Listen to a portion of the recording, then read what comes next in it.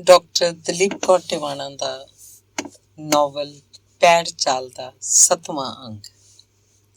ਅਗਲੇ ਦਿਨ ਸਿਮਰਨ ਯੂਨੀਵਰਸਿਟੀ ਗਈ ਤਾਂ ਸਵੇਰੇ ਮੈਡਮ ਸੌਂਦੀ ਮਿਲ ਗਈ। ਕਿਤਾਬਾਂ ਲਾਇਬ੍ਰੇਰੀ 'ਚ ਰੱਖਾ, ਚੱਲ ਅੱਜ ਬੋਟੈਨੀਕਲ ਗਾਰਡਨ 'ਚ ਘੁੰਮ ਕੇ ਆਈਏ। ਉਹਨੇ ਜਦੋਂ ਆਖਿਆ ਸਿਮਰਨ ਉਸ ਵੱਲ ਝਾਕੀ। ਪਿਛਲੇ ਜਨਮਾਂ 'ਚ ਜਿਹੜੇ ਫੁੱਲ ਹੁੰਦੇ ਹੋਣਗੇ ਇਸ ਜਨਮ 'ਚ ਉਹ ਸਿਮਰਨ ਨੇ। ਮੈਡਮ ਸੌਂਦੀ ਨੇ ਜਦੋਂ ਆਖਿਆ ਸਿਮਰਨ ਦਾ ਆਖਣ ਨੂੰ ਮਨ ਕੀਤਾ, ਬਨਵਾਸਣ ਸਖੀ, ਮੇਰੀਆਂ ਸੋਚਾਂ ਦੀਆਂ ਡੰਡੀਆਂ ਤੇ ਤੂੰ ਜਿਹੜੇ ਫੁੱਲ ਉਗਾਈ ਜਾ ਰਹੀ ਹੈ, ਇਹਨਾਂ ਨੂੰ ਮੀਂਹ ਹਨੇਰੀ ਝੱਖੜ ਤੇ ਤੱਤੀਆਂ ਲੂਆਂ ਤੋਂ ਬਚਾਉਣ ਦਾ ਤੂੰ ਮੇਰੇ ਉੱਤੇ ਵਾਧੂ ਭਾਰ ਵੀ ਪਾਈ ਜਾ ਰਹੀ ਹੈ। ਕਿਤਾਬਾਂ ਲਾਇਬ੍ਰੇਰੀ ਰੱਖ ਚੁੱਪਚਾਪ ਤੁਰਦੀਆਂ ਉਹ ਬੋਟੈਨੀਕਲ ਗਾਰਡਨ 'ਚ ਆ ਗਈਆਂ। ਗਾਰਡਨ 'ਚ ਬਣੀਆਂ ਪਗਡੰਡੀਆਂ ਉੱਪਰ ਇੱਕੋ ਵੇਲੇ ਇੱਕੋ ਬੰਦਾ ਤੁਰ ਸਕਦਾ ਸੀ। ਲੱਗਿਆ ਫੁੱਲਾਂ ਬੂਟਿਆਂ ਦੀ ਭਾਸ਼ਾ ਸਮਝਣ ਵਾਲੇ ਮਾਲੀ ਨੇ ਆਪ ਹੀ ਜਾਣ ਲਿਆ ਕਿ ਇਸ ਸੰਸਾਰ 'ਚ ਸਭ ਇਕੱਲੇ ਇਕੱਲੇ ਹੀ ਤੁਰਦੇ ਨੇ। ਮੈਡਮ ਸੌਂਦੀ ਕਿਸੇ ਹੋਰ ਡੰਡੀ ਤੇ ਚਲੀ ਗਈ ਤੇ ਸਿਮਰਨ ਕਿਸੇ ਹੋਰ ਤੇ। ਫੁੱਲਾਂ ਬੂਟਿਆਂ ਪੌਦਿਆਂ ਵੇਲਾਂ ਰੁੱਖਾਂ ਕਲਮਾਂ ਪਨੀਰੀਆਂ 'ਚ ਬਨਸਪਤੀ ਸੰਸਾਰ ਦੇ ਸਾਰੇ ਪੜਾਅ ਆਪਣੀਆਂ ਸੀਮਾਵਾਂ ਤੇ ਸੰਭਾਵਨਾਵਾਂ ਸਮੇਤ ਉਹਨਾਂ ਤੋਂ ਬੇਵਾਸਤਾ ਉਹਨਾਂ ਦੇ ਸਾਹਮਣੇ ਖੜੇ ਸਨ।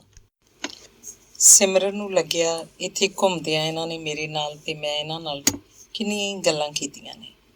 ਚੰਗੀ ਧਰਤੀ ਦੀਆਂ, ਪੈਰ ਪੈਰ ਰੰਗ ਬਦਲਦੇ ਅਸਮਾਨ ਦੀਆਂ, ਅੱਥਰੀਆਂ ਹਵਾਵਾਂ ਦੀਆਂ, ਘੁੰਮ ਘੁੰਮ ਕੇ ਵਰਸਦੇ ਮੇਘਾਂ ਦੀਆਂ, ਬੀਜ ਦੇ ਬ੍ਰਿਕਸ਼ ਬਣ ਜਾਣ ਤੱਕ ਦੇ ਕਰਮ ਦੀਆਂ, ਮਿੱਟੀ ਦੀ ਫੁੱਲ ਬਣ ਕੇ ਹੱਸ ਸਕਣ ਦੀ ਸਮਰੱਥਾ ਦੀਆਂ, ਤੇ ਮਨ ਵਿੱਚ ਨਿੱਤ ਮੁਰਝਾ ਕੇ ਡਿੱਗਣ ਵਾਲੇ ਫੁੱਲਾਂ ਤੋਂ ਬੇਖਬਰ ਲੋਕਾਂ ਦੀਆਂ। ਇਹਨਾਂ ਨਾਲ ਗੱਲਾਂ ਸ਼ਾਇਦ ਉਹ ਇਸ ਲਈ ਕਰ ਸਕਦੀ ਸੀ ਕਿ ਇਸ ਸਭ ਕਾਸੇ ਤੋਂ ਅਜੇ ਉਹ ਬਹੁਤੀ ਦੂਰ ਨਹੀਂ ਸੀ ਗਈ। ਸ਼ਾਇਦ ਅਜੇ ਇੱਕੋ ਜਨਮ ਲੰਘ ਕੇ ਆਈ ਸੀ। ਇਹ ਸ਼ਾਇਦ ਉਹਦੀ ਮੰਮੀ ਦੀ ਕਰਾਮਾਤ ਸੀ ਕਿ ਉਹਨੇ ਕਿਸੇ ਫੁੱਲ ਨੂੰ ਧੀ ਬਣਾ ਕੇ ਆਪਣੀ ਕੁੱਖ 'ਚ ਬੀਜ ਲਿਆ ਸੀ ਤੇ ਉਹਦਾ ਪਾਪਾ ਸ਼ਾਇਦ ਫੁੱਲਾਂ ਦੀ ਜੂਨ ਵਿੱਚੋਂ ਨਹੀਂ ਸੀ ਆਇਆ, ਪੰਛੀਆਂ ਦੀ ਜੂਨ 'ਚੋਂ ਆਇਆ ਸੀ। ਇਸੇ ਲਈ ਮੋਤੀਆਂ ਦੀ ਭਾਲ 'ਚ ਉੱਡਦਾ ਉਹ ਕਿਧਰੇ ਦੂਰ ਲੰਘ ਗਿਆ ਸੀ। ਤੁਸੀਂ ਕਹੋਗੇ ਸਿਰਫ ਕਲਪਨਾ ਦੀਆਂ ਗੱਲਾਂ ਨੇ, ਸ਼ਾਇਦ ਇਉਂ ਹੀ ਹੋਵੇ। ਮੈਡਮ ਸੌਂਦੀ ਘੁੰਮਦੀ ਉੱਥੇ ਉੱਪੜ ਗਈ ਸੀ ਜਿੱਥੇ ਦੋ ਡੰਡੀਆਂ ਮਿਲਦੀਆਂ ਵੀ ਸਨ ਤੇ ਜਿੱਥੋਂ ਦੋ ਡੰਡੀਆਂ ਨਿਖੜਦੀਆਂ ਵੀ ਸਨ। ਉਹ ਸਿਮਰਨ ਵੱਲ ਤੱਕ ਕੇ ਹੱਸ ਪਈ। ਸਿਮਰਨ, ਤੂੰ ਕਿਸੇ ਨੂੰ ਮੁਹੱਬਤ ਕਿਉਂ ਨਹੀਂ ਕਰ ਲੈਂਦੀ? ਉਹਨੇ ਰਵਾਇਤੀ ਗੱਲਾਂ ਤੋਂ ਪਰਾਂ ਜਾਂਦਿਆਂ ਸਿਮਰਨ ਨੂੰ ਪੁੱਛਿਆ। ਸੁਣਿਆ ਮੇਰੀ ਮੰਮੀ ਨੇ ਮੁਹੱਬਤ ਕੀਤੀ ਸੀ ਤੇ ਫਿਰ ਆਪਣੀ ਜਿੰਦ ਨਾਲ ਉਹਦਾ ਮੁੱਲ ਤਾਰਿਆ ਸੀ। ਪਰ ਸਿਮਰਨ, ਜੇ ਕਿਸੇ ਲੇਖੇ ਨਹੀਂ ਲਾਓਗੇ ਤਾਂ ਇਸ ਜਿੰਦ ਨੂੰ ਸਮੇਂ ਨੇ ਆਪਣੇ ਲੇਖੇ ਲਾ ਲੈਣਾ, ਬਿਨਾਂ ਹੀ ਤੁਹਾਨੂੰ ਪੁੱਛਿਆ, ਬਿਨਾਂ ਹੀ ਤੁਹਾਡੀ ਮਰਜ਼ੀ। ਕਿਸ ਨੂੰ ਮੁਹੱਬਤ ਕਰਨ ਨੂੰ ਤੁਸੀਂ ਜਿੰਦ ਨੂੰ ਲੇਖੇ ਲਾਉਣਾ ਸਮਝਦੇ ਹੋ? ਮੇਰਾ ਮਤਲਬ ਹੈ, ਜਿੰਨਾ ਚਿਰ ਤੁਸੀਂ ਉਸ ਸੁਪਨੇ 'ਚ ਜਿਉਂਦੇ ਹੋ ਉਹ ਵੇਲਾ ਐਡਾ ਸ਼ਕਤੀਸ਼ਾਲੀ ਹੁੰਦਾ ਹੈ, ਤੁਸੀਂ ਕੁਝ ਵੀ ਕਰ ਸਕਦੇ ਹੋ। ਆਪ ਮਰ ਵੀ ਸਕਦੇ ਹੋ, ਕਿਸੇ ਨੂੰ ਮਾਰ ਵੀ ਸਕਦੇ ਹੋ, ਸਭ ਕੁਝ ਤੋੜ ਭੰਨ ਕੇ ਫਨਾਹ ਵੀ ਕਰ ਸਕਦੇ ਹੋ ਤੇ ਬੜਾ ਕੁਝ ਨਵਾਂ ਤੇ ਖੂਬਸੂਰਤ ਵੀ ਸਿਰਜ ਸਕਦੇ ਹੋ। ਮੇਰਾ ਮਤਲਬ ਹੈ, ਉਸ ਘੜੀ ਤੁਸੀਂ ਰੱਬ ਜਿੱਡੀ ਸਮਰੱਥਾ ਦੇ ਮਾਲਕ ਹੁੰਦੇ ਹੋ। ਮਿਸ ਸੌਂਦੀ ਪਤਾ ਨਹੀਂ ਕਿਸ ਰੌਂ 'ਚ ਗੱਲਾਂ ਕਰ ਰਹੀ ਸੀ। ਪਰ ਮੈਡਮ, ਇਸ ਢਾਉਣ ਜਾਂ ਸਿਰਜਣ ਦੇ ਪਹਿਲਾਂ ਅਰਥ ਪਤਾ ਹੋਣ ਨਾ। ਅਰਥਾਂ ਦੀ ਸਮਝ ਵੀ ਇਸ ਕਰਮ ਵਿੱਚੋਂ ਲੰਘਦਿਆਂ ਹੀ ਲੱਗਦੀ ਹੈ। ਗੜਬੜ ਸਿਰਫ ਉਦੋਂ ਹੁੰਦੀ ਹੈ ਜਦੋਂ ਬੰਦੇ ਨੂੰ ਇਹ ਪਤਾ ਨਹੀਂ ਲੱਗਦਾ ਕਿ ਉਹ ਮੁਹੱਬਤ ਆਪ ਨੂੰ ਕਰਦਾ ਜਾਂ ਦੂਜੇ ਨੂੰ। ਬੋਟੈਨੀਕਲ ਗਾਰਡਨ ਵਿੱਚ ਦੋ ਡੰਡੀਆਂ ਦੇ ਮਿਲਣ ਤੇ ਨਿਖੜਨ ਵਾਲੀ ਥਾਂ ਦੇ ਕੋਲ ਖਲੋਤੀ ਮੈਡਮ ਸੌਂਦੀ ਇਉਂ ਗੱਲਾਂ ਕਰ ਰਹੀ ਸੀ ਜਿਵੇਂ ਕੋਈ ਬਹੁਤ ਭਿਕਸ਼ੂ ਹੁਣੇ ਇੱਥੋਂ ਲੰਘ ਕੇ ਗਿਆ ਹੋਵੇ। ਪਰ ਮੈਡਮ, ਕਿਸੇ ਨੂੰ ਮੁਹੱਬਤ ਕਰਨ ਲਈ ਇਸ ਯੋਗ ਅਗਲੇ 'ਚ ਕੁਝ ਹੋਵੇ ਤਾਂ ਸਹੀ, ਸਿਮਰਨ ਨੇ ਦਲੀਲ ਦਿੱਤੀ। ਮੈਂ ਤਾਂ ਆਖਾਂਗੀ ਸਿਮਰਨ, ਜਿੱਥੇ ਕੁਝ ਵੀ ਨਹੀਂ, ਆਪਣੀ ਕਲਪਨਾ ਨਾਲ ਸਿਰਜ ਲਓ। ਨਹੀਂ ਮੈਡਮ, ਇਸ ਤਰ੍ਹਾਂ ਝੂਠ ਜਿਉਣ ਦਾ ਕੀ ਫਾਇਦਾ? ਜਦੋਂ ਸਿਮਰਨ ਨੇ ਆਖਿਆ, ਮੈਡਮ ਸੌਂਦੀ ਹੱਸ ਪਈ ਤੇ ਬੋਲੀ, ਮੇਰਾ ਅੰਦਾਜ਼ਾ ਠੀਕ ਹੈ ਕਿ ਤੂੰ ਲੋੜ ਨਾਲੋਂ ਵੱਧ ਇੰਟੈਲੀਜੈਂਟ ਹੈ। ਤਾਂ ਵੀ ਕੀ ਹਰਜ ਹੈ ਮੈਡਮ, ਸਿਮਰਨ ਬੋਲੀ। ਵੱਢ ਟੁੱਕ ਕੇ ਛਿੱਲ ਤਰਾਸ਼ ਕੇ ਜਦੋਂ ਦੁਨੀਆ ਨੇ ਆਪਣੀ ਮੇਚ ਦੀ ਕੀਤੀ, ਫਿਰ ਪਤਾ ਲੱਗੂ ਕੀ ਹਰਜ ਹੈ। ਦੁਨੀਆ, ਮੇਰੀ ਮਰਜ਼ੀ ਤੋਂ ਪਾਰ ਦੁਨੀਆ ਦੀ ਕੋਈ ਹੋਂਦ ਨਹੀਂ ਮੇਰੇ ਲਈ। ਇਉਂ ਸੋਚੇਂਗੀ ਤਾਂ ਖੈਰ, ਜੇ ਤੇਰੇ ਵਰਗੀ ਧੀ ਨੂੰ ਜਨਮ ਦੇਣ ਲਈ ਕੋਈ ਮਾਂ ਕੋਈ ਵੀ ਕੀਮਤ ਦਿੰਦੀ ਹੈ, ਉਹ ਗਲਤ ਨਹੀਂ। ਮੈਡਮ, ਮੇਰੀ ਮੰਮੀ ਨੂੰ ਇਹ ਕਦੋਂ ਪਤਾ ਸੀ? ਤੇਰੀ ਮੰਮੀ ਨੂੰ ਨਾ ਸੀ, ਕੁਦਰਤ ਨੂੰ ਤਾਂ ਪਤਾ ਸੀ। ਇਹਦਾ ਮਤਲਬ ਹੈ, ਕੁਦਰਤ ਨੇ ਮੇਰੀ ਮਾਂ ਨੂੰ ਇਸ ਤਜਰਬੇ ਲਈ ਵਰਤ ਲਿਆ। ਬੀਜ ਮਿੱਟੀ 'ਚ ਜਦੋਂ ਨਸ਼ਟ ਹੁੰਦਾ ਹੈ ਤਾਂ ਉਦੋਂ ਹੀ ਉਹਦੇ 'ਚੋਂ ਨਵਾਂ ਅੰਕੁਰ ਫੁੱਟ ਸਕਦਾ ਹੈ। ਸੀਮਾ ਦੀ ਧੀ ਹੀ ਸਿਮਰਨ ਹੋ ਸਕਦੀ ਸੀ। ਤੁਸੀਂ ਮੇਰੀ ਮੰਮੀ ਦਾ ਨਾਮ ਜਾਣਦੇ ਹੋ? ਤੁਸੀਂ ਮੇਰੀ ਮੰਮੀ ਨੂੰ ਜਾਣਦੇ ਸੀ? ਸਿਮਰਨ ਨੇ ਤਾਵਲੇ ਮੂੰਹ ਨਾਲ ਪੁੱਛਿਆ। ਹਾਂ, ਜਦੋਂ ਇੱਥੇ ਪੜ੍ਹਾਉਂਦੀ ਸੀ। ਮੈਂ ਇੱਥੇ ਪੜ੍ਹਦੀ ਹੁੰਦੀ ਸੀ। ਫਿਰ ਤੇ ਤੁਸੀਂ ਮੇਰੇ ਪਾਪਾ ਨੂੰ ਵੀ ਦੇਖਿਆ ਹੋਣਾ। ਹਾਂ, ਡਾਕਟਰ ਅਮਰ ਮੈਨੂੰ ਬਹੁਤ ਚੰਗੇ ਲੱਗਦੇ ਹੁੰਦੇ ਸੀ। ਫਿਰ ਕੋਈ ਨਹੀਂ, ਹੋਰ ਬੰਦਾ ਜਚਿਆ ਹੀ ਨਹੀਂ। ਮੇਰੀ ਮੰਮੀ ਨੂੰ ਪਤਾ ਸੀ ਇਸ ਗੱਲ ਦਾ? ਨਹੀਂ। ਤੇ ਪਾਪਾ ਨੂੰ? ਉਹਨਾਂ ਨੂੰ ਪਤਾ ਸੀ। ਫਿਰ ਤਾਂ ਤੁਸੀਂ ਮੇਰੀ ਮੰਮੀ ਦੇ ਤੇ ਮੇਰੇ ਪਾਪਾ ਬਾਰੇ ਹੋਰ ਵੀ ਬਹੁਤ ਕੁਝ ਜਾਣਦੇ ਹੋਗੇ। ਨਹੀਂ, ਬਹੁਤਾ ਕੁਝ ਮੈਂ ਨਹੀਂ ਜਾਣਦੀ। ਬਸ ਇੰਨਾ ਹੀ ਪਤਾ ਹੈ ਕਿ ਦੋਵੇਂ ਬਹੁਤ ਵਧੀਆ ਬੰਦੇ ਸਨ। ਤੁਹਾਨੂੰ ਇਹ ਕਿਵੇਂ ਪਤਾ ਲੱਗ ਗਿਆ ਕਿ ਮੈਂ ਸੀਮਾ ਦੀ ਧੀ ਹਾਂ? ਤੈਨੂੰ ਦੇਖ ਕੇ ਲੱਗ ਗਿਆ ਸੀ ਕਿ ਡਾਕਟਰ ਅਮਰ ਦੀ ਧੀ ਹੈ। ਉਹ ਕਿਵੇਂ?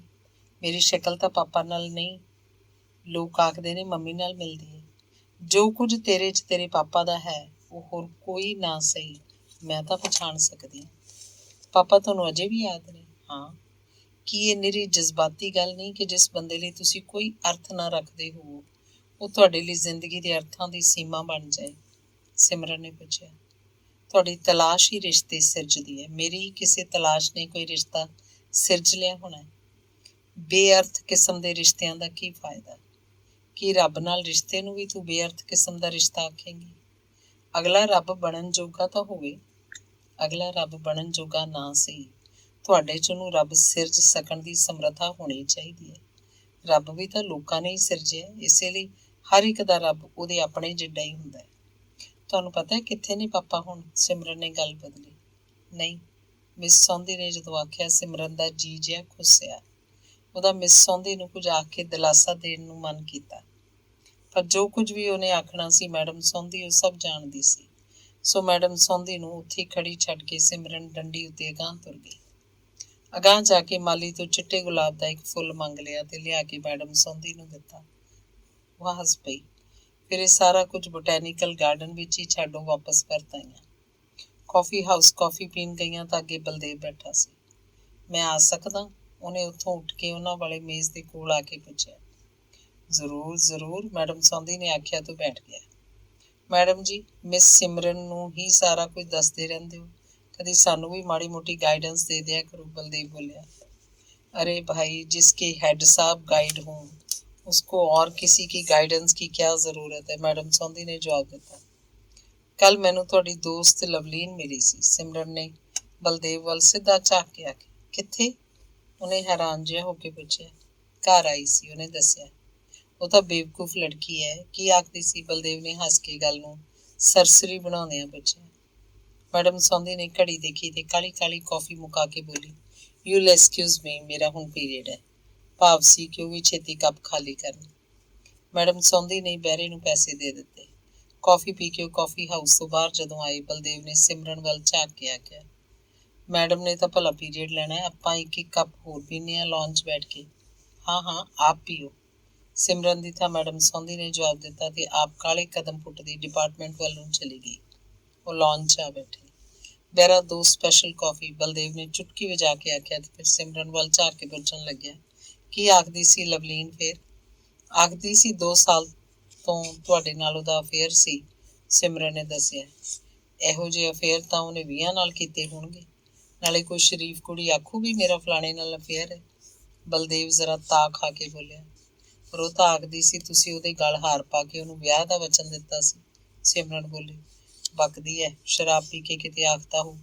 ਜੇ ਕਦੇ ਮੈਂ ਤੁਹਾਨੂੰ ਉਹਦੇ ਖੱਤ ਲਿਆ ਕੇ ਵਿਖਾਵਾਂ, ਜੇ ਕੋਈ ਬੇਵਕੂਫ ਹੁੰਦਾ ਜ਼ਰੂਰ ਉਹਦੀਆਂ ਗੱਲਾਂ 'ਚ ਆ ਜਾਂਦਾ। ਤੁਸੀਂ ਉਹਦੀਆਂ ਗੱਲਾਂ ਦਾ ਸੱਚ ਨਾ ਮੰਨ ਲਿਓ। ਇਹੋ ਜਿਹੇ ਉਹਨੂੰ ਬਥੇਰੇ ਡਰਾਮੇ ਕਰਨੇ ਆਉਂਦੇ ਨੇ। ਪਰ ਉਹਨੂੰ ਡਰਾਮੇ ਕਰਨ ਦੀ ਕੀ ਲੋੜ ਹੈ? ਸਿਮਰਨ ਨੇ ਪੁੱਛਿਆ। ਤੁਹਾਨੂੰ ਕੀ ਪਤਾ, ਅੱਜ ਕੱਲ੍ਹ ਤਾਂ ਘਰ ਦੇ ਆਪ ਆਖ ਦਿੰਦੇ ਨੇ ਕੁੜੀਆਂ ਨੂੰ ਕਿ ਫਸਾ ਲਓ ਜੇ ਕੋਈ ਫਸਾ ਹੁੰਦਾ। ਫਿਰ ਵਿਚਰ ਬੈਠਣਗੇ ਵੀ ਅਸੀਂ ਨਹੀਂ ਇੱਥੇ ਰਿਸ਼ਤਾ ਕਰਨਾ। ਮਤਲਬ ਹੁੰਦਾ ਮੁੰਡਾ ਕੁੜੀ ਜਾ ਕੇ ਕੋਰਟ 'ਚ ਵਿਆਹ ਕਰ ਲੈਣ, ਕੁਛ ਦੇਣਾ ਲੈਣਾ ਪਵੇ ਹੀ ਨਾ, ਬਲਦੇਵ ਨੇ ਦੱਸਿਆ। ਇਹ ਸ਼ਾਇਦ ਲੜਕਿਆਂ ਦੀ ਆਦਤ ਹੀ ਹੁੰਦੀ ਹੈ, ਪਹਿਲਾਂ ਕੁੜੀਆਂ ਨੂੰ ਮਗਰ ਲਾ ਲੈਣਗੇ, ਪਿੱਛੋਂ ਇਉਂ ਗੱਲਾਂ ਕਰਦੇ ਨੇ। ਸਿਮਰਨ ਨੇ ਜਦੋਂ ਆਖਿਆ, ਬਲਦੇਵ ਜ਼ਰਾ ਖਿਝ ਗਿਆ ਤੇ ਬੋਲਿਆ, ਪਹਿਲੇ ਆਪ ਕੁੜੀਆਂ ਮੁੰਡਿਆਂ ਨੂੰ ਮਗਰ ਲਾਉਂਦੀਆਂ ਨੇ, ਜਾਲ 'ਚ ਫਸਾ ਕੇ ਫਿਰ ਆਖਣਗੀਆਂ ਹੁਣ ਵਿਆਹ ਕਰ। ਕਈ ਬੇਵਕੂਫ ਕਰ ਵੀ ਲੈਂਦੇ ਨੇ। ਤੁਸੀਂ ਆਪ ਸੋਚੋ, ਇਉਂ ਤੁਰਨ ਫਿਰਨ ਵਾਲੀ ਕੁੜੀ ਦੀ ਇਹ ਕੀ ਗਰੰਟੀ ਹੈ ਵੀ ਤੁਰ ਫਿਰ ਉਹ ਪਹਿਲੀ ਵਾਰੀ ਸਿਰਫ ਤੁਹਾਡੇ ਨਾਲ ਹੀ ਰਹੀ ਹੈ? ਤੁਰਨ ਫਿਰਨ ਵਾਲੀਆਂ ਸਿਰਫ ਕੁੜੀਆਂ ਹੀ ਖਰਾਬ ਹੁੰਦੀਆਂ ਨੇ, ਮੁੰਡੇ ਨਹੀਂ ਖਰਾਬ ਹੁੰਦੇ? ਸਿਮਰਨ ਨੇ ਪੁੱਛਿਆ। ਇਹ ਸਵਾਲ ਤੁਸੀਂ ਕਿਸ ਪਹਿਲੂ ਤੋਂ ਪੁੱਛ ਰਹੇ ਹੋ? ਸਮਾਜਿਕ, ਮਨੋਵਿਗਿਆਨਕ, ਸੰਸਕ੍ਰਿਤਿਕ ਜਾਂ ਦਾਰਸ਼ਨਿਕ?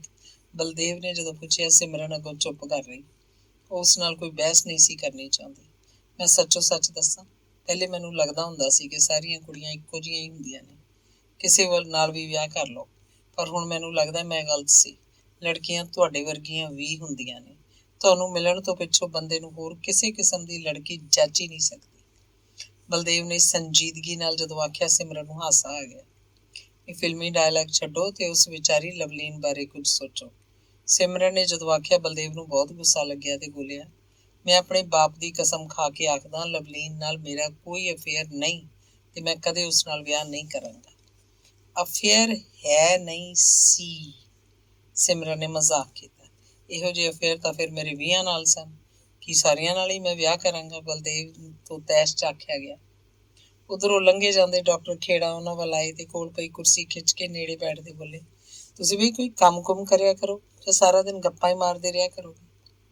ਬਲਦੇਵ ਨੇ ਬਹਿਰੇ ਨੂੰ ਆ ਕੇ ਹੋਰ ਕੌਫੀ ਮੰਗਵਾਈ। ਕੌਫੀ ਪੀਂਦੇ ਡਾਕਟਰ ਖੇੜਾ ਉਹਨਾਂ ਦੋਵਾਂ ਵੱਲ ਇਉਂ ਝਾਕਦੇ ਰਹੇ ਜਿਵੇਂ ਕੋਈ ਖਾਸ ਰਾਜ਼ ਲੱਭਣ ਦੀ ਕੋਸ਼ਿਸ਼ ਕਰ ਰਹੇ ਹੋਣ।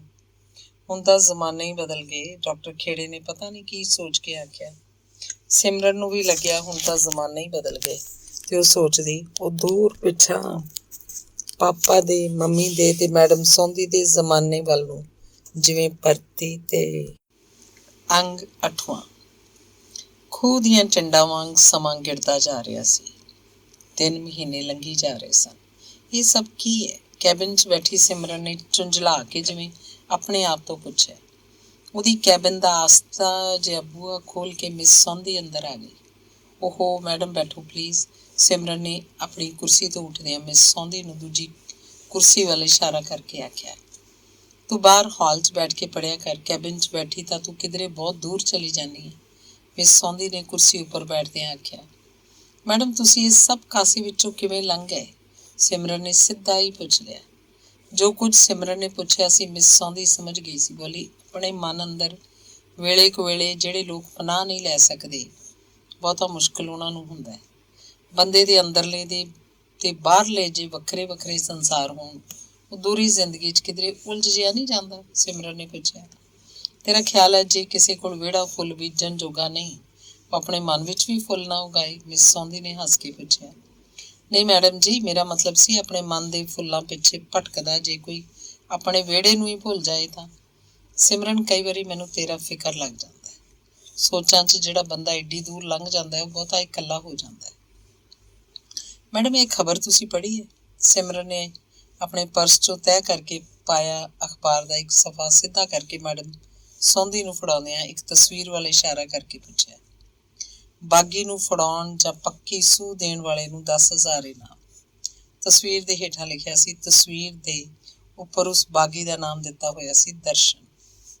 ਸਵੇਰੇ ਅਖਬਾਰ 'ਚ ਜਦੋਂ ਸਿਮਰਨ ਨੇ ਤਸਵੀਰ ਦੇਖੀ ਸੀ, ਦ੍ਰਿੜ ਚਿਹਰੇ, ਇੰਟੈਲੀਜੈਂਟ ਅੱਖਾਂ, ਅਧਖੜ ਉਮਰ, ਕੱਟੇ ਵਾਲ ਤੇ ਵਧੀ ਦਾੜੀ, ਉਹਨੂੰ ਲੱਗਿਆ ਸੀ ਇਹ ਸ਼ਕਲ ਜਿਵੇਂ ਉਹਨੂੰ ਕੁਝ ਆਖ ਰਹੀ ਹੈ। ਹਾਂ, ਇਹ ਦਰਸ਼ਨ ਹੈ, ਨਕਸਲਾਈਟਾਂ 'ਚ ਰਲ ਗਿਆ ਹੋਇਆ। ਡਾਕਟਰ ਅਮਰ ਦਾ ਦੋਸਤ ਸੀ। 5-7 ਸਾਲ ਪਹਿਲੇ ਡਾਕਟਰ ਅਮਰ ਨੂੰ ਕਲਕੱਤੇ ਕਿਧਰੇ ਮਿਲਿਆ ਵੀ ਸੀ। ਪੁਲਿਸ ਦੇ ਹੱਥ ਲੱਗ ਗਿਆ ਤਾਂ ਮਾਰ ਦੇਣਗੇ ਨਾ? ਸਿਮਰਨ ਨੇ ਉਤਾਵਲੇ ਮੂੰਹ ਨਾਲ ਪੁੱਛਿਆ। ਤੂੰ ਏਡੀ ਪਰੇਸ਼ਾਨ ਕਾਹਦੇ ਲਈ ਹੁੰਨੀ? ਇਹ ਲੋਕ ਜਦੋਂ ਇਹ ਰਾਜ ਸੁਣਦੇ ਨੇ, ਇਹਨਾਂ ਨੂੰ ਸਭ ਪਤਾ ਹੁੰਦਾ ਹੈ, ਮਰ ਜਾਣ ਦਾ ਤੇ ਮਾਰੇ ਜਾਣ ਦਾ ਵੀ।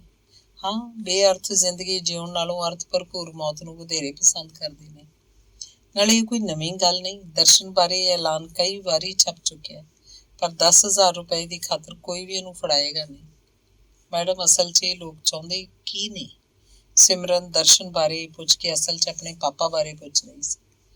ਇਨਰ ਕੁਆਇਸ ਤੇ ਆਊਟਰ ਹਾਰਮਨੀ ਲਈ ਇਹ ਲੋਕ ਬਿਖੜੇ ਰਾਹਾਂ ਤੇ ਤੁਰ ਪੈਂਦੇ ਨੇ। ਪਰ ਬਿਖੜੇ ਰਾਹਾਂ ਉੱਤੇ ਤੁਰਦੇ ਲੋਕ ਨਾ ਸਿਰਫ ਆਪਣੇ ਪੈਰ ਜ਼ਖਮੀ ਕਰਦੇ ਨੇ, ਸਗੋਂ ਕੁਝ ਨਿਰਦੋਸ਼ ਫੁੱਲਾਂ ਬੂਟਿਆਂ ਨੂੰ ਵੀ ਤਾਂ ਮਿੱਧਦੇ ਲੰਘ ਜਾਂਦੇ ਨੇ, ਜਿਹੜੇ ਇਹਨਾਂ ਦੇ ਰਾਹ 'ਚ ਉੱਗੇ ਹੁੰਦੇ ਨੇ। ਇਹਨਾਂ ਫੁੱਲਾਂ ਬੂਟਿਆਂ ਦਾ ਵੀ ਤਾਂ ਜਿਉਣ ਦਾ ਅਧਿਕਾਰ ਹੁੰਦਾ ਹੈ। ਮੈਡਮ ਸੌਂਦੀ ਨੇ ਜਿਵੇਂ ਉਹਦੀ ਗੱਲ ਸੁਣੀ ਨਹੀਂ। ਉਹ ਸਿਮਰਨ ਵੱਲ ਵੇਖਦੀ ਰਹੀ, ਅਮਰ ਦੀ ਧੀ ਤੇ ਸੀਮਾ ਦੀ ਧੀ ਸਿਮਰਨ ਵੱਲ। ਮੈਡਮ ਮੈਂ ਇਹਨਾਂ ਨੂੰ ਮਿਲਣਾ ਚਾਹੁੰਦੀ ਹਾਂ ਕਿਸੇ ਤਰ੍ਹਾਂ, ਸਿਮਰਨ ਨੇ ਦਰਸ਼ਨ ਦੀ ਤਸਵੀਰ ਵੱਲ ਹੱਥ ਕਰਕੇ ਆਖਿਆ। ਇਹਦਾ ਕੋਈ ਪਤਾ ਨਹੀਂ, ਪੌਣਾ ਵਰਗੇ ਲੋਕ, ਪੰਛੀਆਂ ਵਰਗੇ ਲੋਕ ਜਿੱਥੇ ਰਾਤ ਪਈ ਸੌਂ ਰਹਿੰਦੇ ਨੇ, ਜਦੋਂ ਦਿਨ ਚੜ੍ਹਿਆ ਤੁਰ ਪੈਂਦੇ ਨੇ। ਮੈਡਮ, ਮੇਰੇ ਪਾਪਾ ਦਾ ਕਦੇ ਕੋਈ ਖਤ ਤੁਹਾਨੂੰ ਆਉਂਦਾ? ਅਚਾਨਕ ਸਿਮਰਨ ਨੇ ਪੁੱਛਿਆ। ਨਹੀਂ ਮੈਡਮ, ਸੌਂਦੀ ਨੇ ਉਦਾਸ ਜਿਹੇ ਮੂੰਹ ਨਾਲ ਦੱਸਿਆ। ਮੈਡਮ, ਉਹ ਬੰਦਾ ਸੰਸਾਰ ਨੂੰ, ਸ੍ਰਿਸ਼ਟੀ ਨੂੰ, ਲੋਕਾਂ ਨੂੰ ਕਿਵੇਂ ਪਿਆਰ ਕਰ ਸਕਦਾ ਹੈ ਜਿਹੜਾ... ਸਿਮਰਨ, ਤੂੰ ਅਜੇ ਛੋਟੀ ਹੈ, ਇਹ ਗੱਲਾਂ ਬਹੁਤ ਵੱਡੀਆਂ ਨੇ, ਨਾਲੇ ਏਡੀਆਂ ਸਰਲ ਵੀ ਨਹੀਂ। ਸ੍ਰਿਸ਼ਟੀ ਨੂੰ, ਸੰਸਾਰ ਨੂੰ ਤੇ ਲੋਕਾਂ ਨੂੰ ਵੀ ਉਹੀ ਬੰਦਾ ਪਿਆਰ ਕਰ ਸਕਦਾ ਹੁੰਦਾ ਜਿਸ ਲਈ ਕੋਈ ਔਰਤ ਸਾਰੀ ਧਰਤੀ ਬਣ ਜਾਏ ਤੇ ਸਾਰਾ ਅਸਮਾਨ ਬਣ ਜਾਏ। ਮੇਰੀ ਮੰਮੀ ਨੇ ਤਾਂ ਮੇਰੇ ਪਾਪਾ ਨੂੰ ਬਹੁਤ ਪਿਆਰ ਕੀਤਾ ਸੀ। ਫਿਰ ਵੀ... ਸਿਮਰਨ ਕੁਝ ਕਹਿੰਦੀ ਰੁਕ ਗਈ। ਮੈਡਮ, ਸੌਂਦੀ ਉਹਦੀ ਅੱਧੀ ਕਹੀ ਗੱਲ ਵੀ ਸਮਝ ਗਈ ਤੇ ਬੋਲੀ, ਤੇਰੀ ਮੰਮੀ ਨੇ ਤੇਰੇ ਪਾਪਾ ਨੂੰ ਬਹੁਤ ਪਿਆਰ ਕੀਤਾ ਸੀ, ਤਦ ਹੀ ਤਾਂ ਉਹ ਏਡੀਆਂ ਵੱਡੀਆਂ ਸੋਚਾਂ ਦੇ ਸਮਰੱਥ ਹੋ ਸਕਿਆ ਸੀ। ਪਰ ਪਾਪਾ ਨੇ ਬਦਲੇ 'ਚ ਮੰਮੀ ਨੂੰ ਕੀ ਦਿੱਤਾ? ਤੇਰੀ ਮੰਮੀ ਇੱਥੇ ਹੀ ਤਾਂ ਖੁੰਝ ਗਈ ਜਦੋਂ ਡਾਕਟਰ ਅਮਰ ਕੋਲੋਂ ਬਦਲੇ 'ਚ ਕੁਝ ਚਾਹੁਣ ਲੱਗ ਪਈ।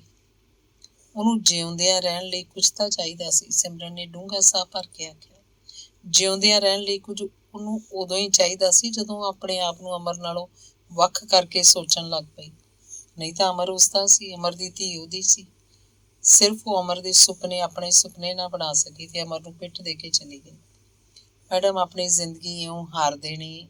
ਸਿਮਰਨ, ਆਪਣੇ ਨਾਲੋਂ ਵੱਧ ਉਹਨੇ ਅਮਰ ਉੱਤੇ ਜ਼ੁਲਮ ਕਮਾਇਆ। ਉਹਦੀ ਸਾਰੀ ਸਮਰੱਥਾ ਹੀ ਆਪਣੇ ਨਾਲ ਲੈ ਗਈ। ਸੀਮਾ ਦੀ ਮੌਤ ਸ਼ਾਇਦ ਉਹਦੇ ਸਭ ਤੋਂ ਵੱਡੇ ਸੁਪਨੇ ਦੀ ਮੌਤ ਸੀ ਤੇ ਸੁਪਨਿਆਂ ਵਿੱਚ ਉਹਦਾ ਯਕੀਨ ਹੀ ਮੁੱਕ ਗਿਆ। ਤੇ ਹੁਣ ਸੁਪਨਿਆਂ ਵੀ ਹੋਣੀ ਜ਼ਿੰਦਗੀ ਉਹ ਪਤਾ ਨਹੀਂ ਕਿੱਥੇ ਤੇ ਕਿਵੇਂ ਕੱਟ ਰਿਹਾ ਹੋਏਗਾ। ਸਿਮਰਨ ਸੋਚਾਂ 'ਚ ਕਿਧਰੇ ਉਲਝ ਜੀ ਗਈ। ਸਿਮਰਨ। ਹਾਂ ਮੈਡਮ। ਸਿਮਰਨ, ਕਦੇ ਕਦੇ ਤੇਰੇ ਨਾਲ ਬੜੀਆਂ ਗੱਲਾਂ ਕਰਨ ਨੂੰ ਮਨ ਕਰਦਾ ਹੈ। ਕੀ ਤੁਸੀਂ ਸਮਝਦੇ ਹੋ ਕਿ ਉਹਨਾਂ ਗੱਲਾਂ ਨੂੰ ਮੈਂ ਠੀਕ ਤਰ੍ਹਾਂ ਸਮਝ ਸਕਾਂਗੀ? ਸਿਮਰਨ ਨੇ ਮੈਡਮ ਸੌਂਦੀ ਦੀਆਂ ਅੱਖਾਂ 'ਚ ਡੂੰਘੇ ਪਰਛਾਵੇਂ ਤਰਦੇ ਦੇਖ ਜਿਵੇਂ ਟਾਲਣ ਦੀ ਕੋਸ਼ਿਸ਼ ਕੀਤੀ। ਡਾਕਟਰ ਅਮਰ ਦੀ ਧੀ ਸਮਝ ਸਕਦੀ ਹੈ। ਉਹ ਸੀਮਾ ਦੀ ਵੀ ਤਾਂ ਧੀ ਹੈ। ਅਮਰ ਦੀ ਚੋਣ ਕੋਈ ਮਾਮੂਲੀ ਔਰਤ ਨਹੀਂ ਹੋ ਸਕਦੀ। ਉਹ ਪਾਪਾ ਦੀ ਚੋਣ ਨਹੀਂ, ਸ਼ਾਇਦ ਗਲਤੀ ਸੀ। ਨਹੀਂ, ਉਹ ਲੋਕ ਸਿਰਫ ਜ਼ਿੰਦਗੀ ਦੇ ਤਜਰਬਿਆਂ ਦੀ ਲਪੇਟ 'ਚ ਆ ਗਏ। ਮੇਰਾ ਮਤਲਬ ਹੈ, ਜ਼ਿੰਦਗੀ ਕੁਝ ਲੋਕਾਂ ਰਾਹੀਂ ਐਕਸਪੈਰੀਮੈਂਟਸ ਕਰਦੀ ਹੈ। ਤੇ ਤੁਸੀਂ? ਸਿਮਰਨ ਨੇ ਸਿੱਧਾ ਸਵਾਲ ਕੀਤਾ। ਉਹਨਾਂ ਦੋਵਾਂ ਵੱਲ ਵੇਖਦੀ ਮੈਂ ਜਿੱਥੇ ਖੜੀ ਸੀ ਉੱਥੇ ਹੀ ਖੜੀ ਰਹਿ ਗਈ। ਇਸ ਗੱਲ ਦਾ ਅਫਸੋਸ ਤਾਂ ਹੋਏਗਾ। ਸੁਪਨਾ ਟੁੱਟ ਕੇ ਬਿਖਰ ਜਾਣ ਦੇ ਅਫਸੋਸ ਨਾਲੋਂ ਕਿਤੇ ਘੱਟ ਅਫਸੋਸ।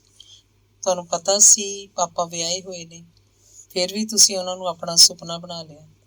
ਵਿਆਹ ਇੱਕ ਹਕੀਕਤ ਸੀ। ਸੁਪਨਿਆਂ ਦਾ ਹਕੀਕਤ ਨਾਲ ਬਹੁਤਾ ਤਾਲੁਕ ਨਹੀਂ ਹੁੰਦਾ।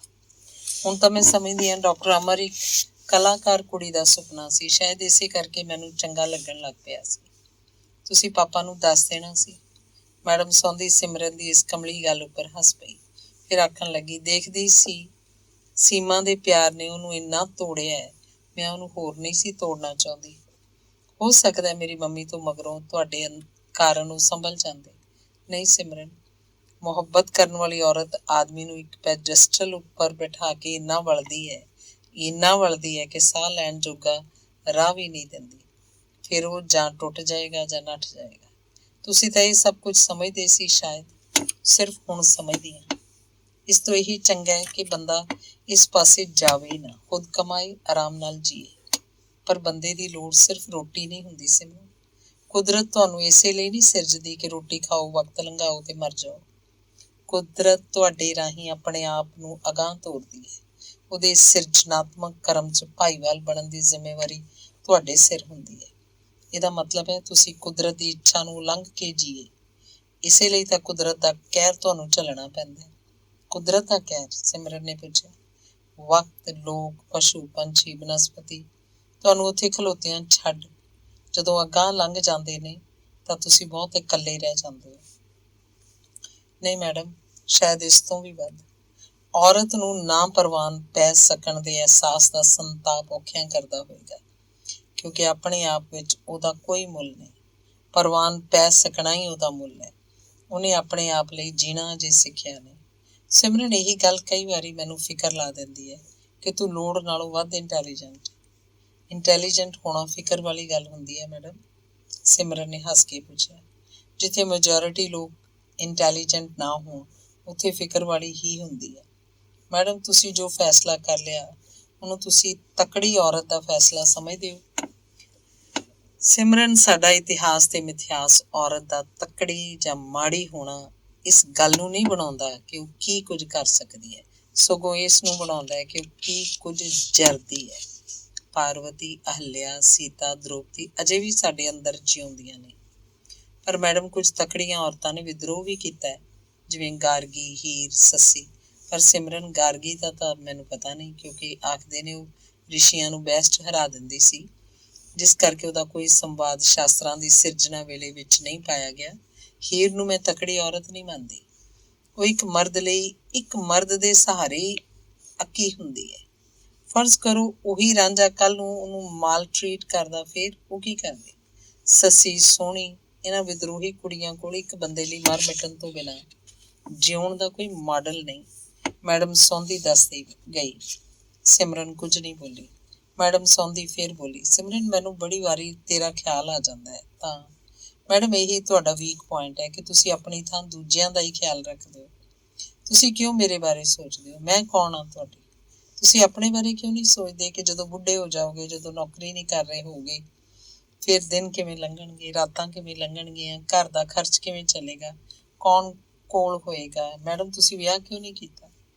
ਸ਼ਾਇਦ ਸਿਮਰਨ, ਮੈਂ ਇਸ ਰਿਸ਼ਤੇ ਤੋਂ ਬਹੁਤ ਡਰ ਗਈ ਸੀ ਕਿ ਜੇ ਡਾਕਟਰ ਅਮਨ ਤੇ ਮੈਡਮ ਸੀਮਾ ਇਸ ਰਿਸ਼ਤੇ ਨੂੰ ਸਾਬਤ ਨਹੀਂ ਰੱਖ ਸਕੇ, ਉਹ ਟਾਈਮ ਹੋ ਗਿਆ ਪੀਰੀਅਡ ਦਾ, ਮੈਂ ਚੱਲਦੀ ਹਾਂ। ਆਖਦੀ ਮੈਡਮ ਸੌਂਦੀ ਉੱਠ ਖੜੀ ਹੋਈ। ਸਤਿਕਾਰ ਵਜੋਂ ਸਿਮਰਨ ਵੀ ਉੱਠ ਖੜੀ ਤੇ ਉਹਦੇ ਜਾਣ ਮਗਰੋਂ ਕੈਬਿਨ ਦਾ ਬੂਹਾ ਭੇੜ ਕੇ ਮੂਹਰੇ ਪਈ ਮੋਟੀ ਸਾਰੀ ਕਿਤਾਬ ਦੇ ਵਰਕੇ ਫਰੋਲਣ ਲੱਗ ਪਈ। ਕਿੰਨਾ ਚਿਰ ਬੈਠੀ ਪੜ੍ਹਦੀ ਰਹੀ, ਪਰ ਉਹਨੂੰ ਲੱਗਿਆ ਕਿ ਅੱਜ ਜੋ ਕੁਝ ਵੀ ਉਹ ਪੜ੍ਹਦੀ ਸੀ, ਜਿਵੇਂ ਉਹਨੂੰ ਸਮਝਿਆ ਨਹੀਂ ਸੀ ਲੱਗ ਰਿਹਾ। ਅੰਗ 9। ਦੀਵਾਲੀ 'ਚ ਥੋੜੇ ਦਿਨ ਰਹਿ ਗਏ ਸਨ। ਇਸ ਵਰੇ ਸਿਮਰਨ ਦੇ ਮਾਮਾ ਜੀ ਹੋਰਾਂ ਨੇ ਵੀ ਦੀਵਾਲੀ ਪਟਿਆਲੇ ਹੀ ਆ ਕੇ ਮਨਾਉਣੀ ਸੀ। ਸਾਰੀ ਕੋਠੀ ਨੂੰ ਕਲੀ ਕੀਤੀ ਜਾ ਰਹੀ ਸੀ। ਬੰਦ ਕਮਰਿਆਂ ਨੂੰ ਵੀ ਖੋਲ ਕੇ ਕਲੀ ਕਰਵਾਇਆ ਗਿਆ। ਇੱਕ ਕਮਰਾ, ਜਿਸ ਦੀ ਇੱਕ ਖਿੜਕੀ ਬਾਹਰ ਬਾਗ ਵੱਲ ਖੁੱਲਦੀ ਸੀ, ਕਦੇ ਸਿਮਰਨ ਦੀ ਮੰਮੀ ਸੀਮਾ ਦਾ ਸੀ। ਉਸ ਵਿੱਚ ਵੱਡੀ ਸਾਰੀ ਤਾਜ ਮਹਿਲ ਦੀ ਇੱਕ ਪੇਂਟਿੰਗ ਲੱਗੀ ਹੋਈ ਸੀ। ਡਨਲਪ ਦੇ ਗੱਦੇ ਵਾਲਾ ਇੱਕ ਬੈੱਡ ਸੀ, ਜਿਸ ਉੱਪਰ ਰੇਸ਼ਮੀ ਬੈੱਡ ਕਵਰ ਵਿਛਿਆ ਹੋਇਆ ਸੀ। ਦੀਵਾਰ ਦੇ ਨਾਲ ਨਾਲ ਗੋਦਰੇਜ ਦੀਆਂ 3 ਅਲਮਾਰੀਆਂ ਦੀ ਲਾਈਨ ਲੱਗੀ ਹੋਈ ਸੀ, ਜੋ ਬੰਦ ਸਨ। ਇੱਕ ਪਾਸੇ ਡਰੈਸਿੰਗ ਟੇਬਲ ਸੀ। ਖਿੜਕੀ ਵੱਲ ਇੱਕ ਮੇਜ਼ ਸੀ, ਜਿੱਥੇ ਸ਼ਾਇਦ ਉਹ ਪੇਂਟਿੰਗ ਕਰਦੀ ਸੀ।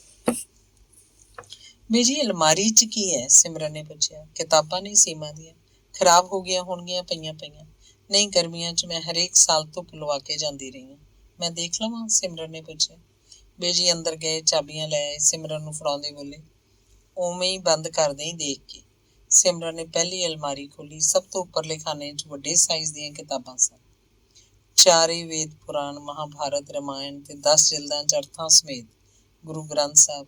ਸਿਮਰਨ ਹੱਥ ਲਾਉਣ ਤੋਂ ਪਹਿਲਾਂ ਬਾਹਰ ਜਾ ਕੇ ਹੱਥ ਧੋ ਕੇ ਆਈ।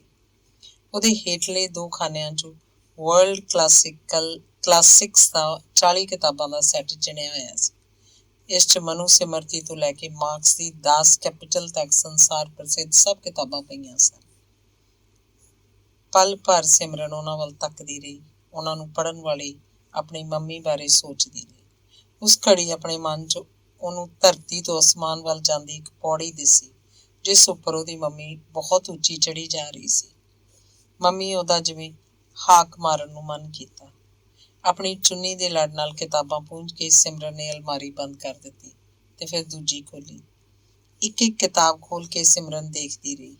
ਅੰਗਰੇਜ਼ੀ 'ਚ ਜਰਮਨ, ਫਰੈਂਚ, ਅਮਰੀਕਨ, ਰੂਸੀ, ਜਾਪਾਨੀ, ਬਰਤਾਨਵੀ ਨਾਵਲ, ਕਹਾਣੀਆਂ ਸਨ, ਪਰ ਸਭ ਔਰਤਾਂ ਦੇ ਲਿਖੇ ਹੋਏ। ਪੰਜਾਬੀ ਲੇਖਕ ਔਰਤਾਂ ਦੀ ਰਚਨਾ ਦਾ ਦਾਰਸ਼ਨਿਕ ਆਧਾਰ। ਸਿਮਰਨ ਨੂੰ ਆਪਣੀ ਖੋਜ ਦਾ ਵਿਸ਼ਾ ਯਾਦ ਆਇਆ ਤੇ ਨਾਲ ਹੀ ਖਿਆਲ ਆਇਆ ਕਿ ਮੇਰੇ ਵੱਲੋਂ ਇਸ ਵਿਸ਼ੇ ਦੀ ਚੋਣ ਮਹਿਜ਼ ਇੱਕ ਇਤਫਾਕ ਨਹੀਂ ਸੀ। ਫਿਰ ਉਹਨੇ ਤੀਸਰੀ ਅਲਮਾਰੀ ਖੋਲੀ। ਉੱਪਰਲੇ ਖਾਨੇ ਵਿੱਚ ਸੰਸਾਰ ਦੀਆਂ ਪ੍ਰਸਿੱਧ ਔਰਤਾਂ ਦੀਆਂ ਜੀਵਨੀਆਂ ਤੇ ਸਵੈ ਜੀਵਨੀਆਂ ਸਨ। ਇਹਨਾਂ ਵਿੱਚੋਂ ਕੋਈ ਔਰਤ ਕਲਾਕਾਰ ਸੀ, ਕੋਈ ਲੇਖਕਾ, ਕੋਈ ਡਾਂਸਰ, ਕੋਈ ਐਕਟਰੈਸ ਤੇ ਕੋਈ ਡਾਕਟਰ। ਸਿਮਰਨ ਨੂੰ ਬਹੁਤ ਚੰਗਾ ਲੱਗਿਆ ਕਿ ਇੰਨੀਆਂ ਸਾਰੀਆਂ ਕਿਤਾਬਾਂ ਪੜ੍ਹਨ ਲਈ ਮਿਲ ਗਈਆਂ। ਇਹ ਕਿਤਾਬਾਂ ਜਿਵੇਂ ਛੋਟੀਆਂ ਛੋਟੀਆਂ ਪਗਡੰਡੀਆਂ ਸਨ, ਜਿਹੜੀਆਂ ਨਾ ਸਿਰਫ ਕਲਾਕਾਰ ਔਰਤਾਂ ਤੇ ਉਹਦੀ ਮੰਮੀ ਸੀਮਾ ਵੱਲ ਜਾਂਦੀਆਂ ਸਨ, ਸਗੋਂ ਜਿਹੜੀਆਂ ਉਹਦੇ ਆਪਣੇ ਵੱਲ ਵੀ ਆਉਂਦੀਆਂ ਸਨ ਤੇ ਉਹ ਸਿਮਰਨ ਵੱਲ ਵੀ ਜਾਂਦੀਆਂ ਸਨ, ਜਿਹਨੇ ਪੰਜਾਬੀ ਲੇਖਕ ਔਰਤਾਂ ਦੀਆਂ ਲਿਖਤਾਂ ਦਾ ਦਾਰਸ਼ਨਿਕ ਆਧਾਰ ਖੋਜ ਲਈ ਵਿਸ਼ਾ ਚੁਣਿਆ ਸੀ। ਇੱਕ ਕਿਤਾਬ ਉਹ ਖੋਲ ਕੇ ਦੇਖ ਰਹੀ ਸੀ।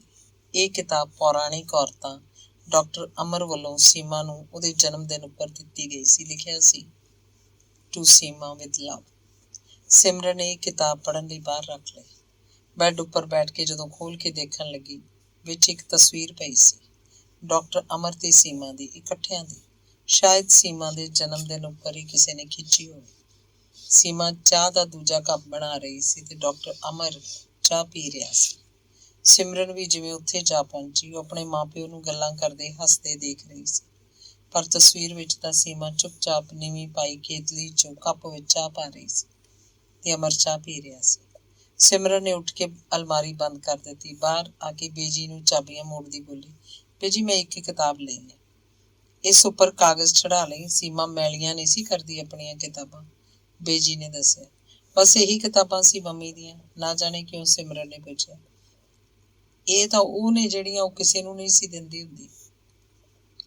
ਬਾਕੀ ਕਿਤਾਬਾਂ ਨਾਲ ਤਾਂ ਕਮਰਾ ਭਰਿਆ ਪਿਆ। ਕੰਧਾਂ ਵਿਚਲੀਆਂ ਅਲਮਾਰੀਆਂ ਵਿੱਚ ਵੀ ਕਿਤਾਬਾਂ ਹੀ ਸਨ। ਉਹ ਕੁਲਦੀਪ ਨੇ ਲਾਇਬ੍ਰੇਰੀ ਨੂੰ ਦਾਨ ਕਰ ਦਿੱਤੀਆਂ ਸੀ ਬਈ ਲੋਕ ਪੜ੍ਹਨਗੇ, ਉਹਦੀ ਰੂਹ ਖੁਸ਼ ਹੋਈ। ਫਿਰ ਪਲ ਕੁ ਰੁਕ ਕੇ ਬੇਜੀ ਆਪ ਹੀ ਬੋਲੀ, ਸੁਣ, ਤੂੰ ਵੀ ਬਹੁਤੀਆਂ ਕਿਤਾਬਾਂ ਨਾ ਪੜ੍ਹਿਆ ਕਰ, ਚੰਗੀਆਂ ਨਹੀਂ ਹੁੰਦੀਆਂ ਬਹੁਤੀਆਂ ਕਿਤਾਬਾਂ ਪੜ੍ਹਨੀਆਂ। ਸਿਮਰਨ ਹੱਸ ਕੇ ਆਪਣੇ ਕਮਰੇ ਵੱਲ ਨੂੰ ਚਲੀ ਗਈ। ਉਹਨੂੰ ਪਤਾ ਸੀ ਬੇਜੀ ਕਿਉਂ ਆਖ ਰਹੇ ਨੇ ਕਿ ਬਹੁਤੀਆਂ ਕਿਤਾਬਾਂ ਪੜ੍ਹਨੀਆਂ ਚੰਗੀਆਂ ਨਹੀਂ ਹੁੰਦੀਆਂ। ਕਮਰੇ 'ਚ ਪਹੁੰਚ ਕੇ ਫਿਰ ਉਹਨੇ ਆਪਣੀ ਮੰਮੀ ਤੇ ਪਾਪਾ ਦੀ ਤਸਵੀਰ ਕਿਤਾਬ 'ਚੋਂ ਕੱਢ ਕੇ ਦੇਖੀ। ਪੌਰਾਣਿਕ ਔਰਤਾਂ ਕਿਤਾਬ ਦਾ ਨਾਮ ਉਹਨੇ ਉੱਚੀ ਦੇ ਕੇ ਲਿਆ। ਪਾਪਾ ਨੇ ਮੰਮੀ ਨੂੰ ਜਨਮ ਦਿਨ ਉੱਤੇ ਇਹ ਕਿਤਾਬ ਕਿਉਂ ਦਿੱਤੀ, ਉਹ ਸੋਚ ਰਹੀ ਸੀ। ਹੇਠਾਂ ਡਾਕੀਏ ਨੇ ਲੈਟਰ ਬਾਕਸ ਚਿੱਠੀ ਪਾਈ ਸੀ, ਜਿਸ ਕਰਕੇ ਉਹ ਘੰਟੀ ਖੜਕਾ ਕੇ ਗਿਆ ਸੀ। ਸਿਮਰਨ ਹੇਠਾਂ ਗਈ, ਲੈਟਰ ਬਾਕਸ 'ਚੋਂ ਚਿੱਠੀ ਕੱਢ ਲਿਆਈ। ਚਿੱਠੀ ਵਲੈਤੋਂ ਆਈ ਸੀ, ਲਿਫਾਫੇ ਤੋਂ ਹੀ ਪਤਾ ਲੱਗ ਗਿਆ ਸੀ। ਕੁੱਕੂ ਦੀ ਹੈ, ਬੇਜੀ ਨੇ ਪੁੱਛਿਆ। ਨਹੀਂ, ਸ਼ੈਰੀ ਦੀ ਹੈ। ਸਿਮਰਨ ਨੇ ਲਿਫਾਫਾ ਫਾੜ ਕੇ ਚਿੱਠੀ ਉੱਪਰੋਂ ਤੇ ਫਿਰ ਹੇਠਾਂ ਤੋਂ ਦੇਖਦਿਆਂ ਆਖਿਆ, ਕੀ ਲਿਖਦਾ ਹੈ? ਬੇਜੀ ਪੁੱਛ ਰਹੇ ਸਨ। ਲਿਖਦਾ ਹੈ ਕਿ ਮੈਂ ਤੇ ਮੰਮੀ ਦਸੰਬਰ 'ਚ ਫੇਰ ਆਵਾਂਗੇ। ਬਾਕੀ ਲਿਖਦਾ ਹੈ ਕਿ ਮੰਮੀ ਤੁਹਾਡਾ ਹਾਲ ਪੁੱਛਦੇ ਨੇ। ਸਿਮਰਨ ਨੇ ਮੋਟੀਆਂ-ਮੋਟੀਆਂ ਗੱਲਾਂ ਦੱਸ ਦਿੱਤੀਆਂ। ਹੋਰ ਕੀ ਲਿਖਦਾ? ਬੇਜੀ ਨੇ ਚਿੱਠੀ ਵੱਲ ਝਾਕਦਿਆਂ ਪੁੱਛਿਆ, ਜਿਹਦੇ ਦੋਵੇਂ ਪਾਸੇ ਲਿਖ ਕੇ ਭਰੇ ਹੋਏ ਸਨ। ਹੋਰ ਲਿਖਦਾ ਹੈ ਕਿ ਆਪਣੇ ਵਰਗੀ ਕੋਈ ਕੁੜੀ ਲੱਭ ਕੇ ਰੱਖੀ ਮੇਰੇ ਲਈ, ਸਿਮਰਨ ਨੇ ਦੱਸਿਆ। ਲੈ, ਥਿਆਉਂਦੀਆਂ ਨੇ ਇਹੋ ਜਿਹੀਆਂ ਕੁੜੀਆਂ ਅੱਜ ਕੱਲ੍ਹ, ਬੇਜੀ ਨੇ ਪਤਾ ਨਹੀਂ ਕੀ ਸੋਚ ਕੇ ਆਖਿਆ। ਚਿੱਠੀ ਲੈ ਕੇ ਸਿਮਰਨ ਉੱਪਰ ਆ ਗਈ। ਲਿਖਿਆ ਸੀ, ਮੇਰਾ ਇੱਕ ਦੋਸਤ ਇੰਡੀਆ ਆ ਰਿਹਾ, ਉਸ ਕੋਲ ਤੇਰੇ ਲਈ ਮੈਂ ਇੱਕ ਘੜੀ ਭੇਜ ਰਿਹਾ ਤੇ ਮਾਂ ਤੇਰੇ ਲਈ ਇੱਕ ਕਾਰਡੀਗਨ ਤੇ ਇੱਕ ਸਾੜੀ ਭੇਜ ਰਹੀ ਹੈ। ਮੈਂ ਮਾਂ ਨੂੰ ਆਖਿਆ ਸੀ ਸਿਮਰਨ ਸਾੜੀ ਤਾਂ ਪਾਉਂਦੀ ਨਹੀਂ, ਆਖਣ ਲੱਗੀ ਵਿਆਹ ਵੇਲੇ ਕੰਮ ਆ ਜਾਏਗੀ। ਤੂੰ ਆਪਣੇ ਵਿਆਹ ਉੱਪਰ ਮੈਨੂੰ ਸੱਦੇਂਗੀ ਨਾ? ਮੈਂ ਤੈਨੂੰ ਬਹੁਤ ਸਾਰਾ ਪਿਆਰ ਭੇਜਦੀ ਹੈ। ਮਾਂ ਤੈਨੂੰ ਬਹੁਤ ਸਾਰਾ ਪਿਆਰ ਭੇਜਦੀ ਹੈ ਤੇ ਮੈਂ ਹੁਣੇ ਤੋਂ ਦਸੰਬਰ ਨੂੰ ਉਡੀਕਣ ਲੱਗ ਪਿਆ। ਮਾਮਾ ਗ੍ਰੈਂਡ ਮਦਰ ਦੇ ਗੋਡਿਆਂ ਲਈ ਦਵਾਈ ਵੀ ਭੇਜ ਰਹੀ ਹੈ। ਤੂੰ ਕਦੇ ਇੱਥੇ ਆਉਣ ਦਾ ਪਲਾਨ ਕਿਉਂ ਨਹੀਂ ਬਣਾ ਲੈਂਦੀ, ਕਿਉਂਕਿ ਦਸੰਬਰ ਤਾਂ ਅਜੇ ਦੂਰ ਹੈ। ਵਿਦ ਲਵ, ਸ਼ੈਰੀ। ਚਿੱਠੀ ਪੜ੍ਹ ਕੇ ਸਿਮਰਨ ਸ਼ੈਰੀ ਬਾਰੇ ਸੋਚਦੀ ਰਹੀ ਤੇ ਸ਼ੈਰੀ ਲਈ ਕੁੜੀ ਲੱਭਣ ਬਾਰੇ ਵੀ। ਉਹਨੂੰ ਇਹ ਸੋਚ ਕੇ ਹਾਸਾ ਆ ਗਿਆ ਕਿ ਸ਼ੈਰੀ ਆਖਦਾ ਆਪਣੇ ਵਰਗੀ ਕੁੜੀ ਲੱਭਦੇ। ਜੇ ਮੇਰੇ ਕੋਈ ਭਰਾ ਹੁੰਦਾ, ਉਹ ਕੁਝ ਤਾਂ ਸ਼ੈਰੀ ਵਰਗਾ ਹੀ ਹੁੰਦਾ ਹੈ ਨਾ ਮੰਮੀ? ਸਿਮਰਨ ਨੇ ਦਰਸ਼ਨੀ ਜਵਾਨ ਸ਼ੈਰੀ ਨੂੰ ਚਿਤਵ ਕੇ ਜਿਵੇਂ ਆਪਣੀ ਮਾਂ ਨੂੰ ਉਲੰਭਾ ਦਿੱਤਾ। ਇੱਕ ਵੇਰ ਦਈ ਵੇ ਰੱਬਾ ਮੇਰੀ ਸਾਰੀ ਉਮਰ ਦੇ ਮਾਪੇ। ਲੋਕ ਗੀਤਾਂ ਦੀ ਨਾਇਕਾ ਦਾ ਅਣਦੇਖਿਆ ਮੂੰਹ ਸਿਮਰਨ ਨੂੰ ਕੁਝ ਆਪਣੇ ਵਰਗਾ ਲੱਗਿਆ। ਮੰਮੀ, ਤੁਸੀਂ ਇਹ ਕਿਉਂ ਨਹੀਂ ਸੋਚਿਆ ਕਿ ਹਰ ਕੁੜੀ ਨੂੰ ਇੱਕ ਭਰਾ ਜ਼ਰੂਰ ਚਾਹੀਦਾ ਹੁੰਦਾ? ਸਿਮਰਨ ਨੇ ਜਿਵੇਂ ਆਪਣੀ ਭੁੱਲ ਗਏ ਜੇ ਚੇਤੇ ਵਾਲੀ ਮੰਮੀ ਨੂੰ ਮਨ ਹੀ ਮਨ ਯਾਦ ਕਰਵਾਇਆ। ਪਤਾ ਨਹੀਂ ਕੀ ਸੋਚਦੀ ਪਲ ਕੁ ਮਗਰੋਂ ਚਿੱਠੀ ਹੱਥ 'ਚ ਫੜੀ ਉਹ ਫਿਰ ਹੇਠਾਂ ਆ ਗਈ।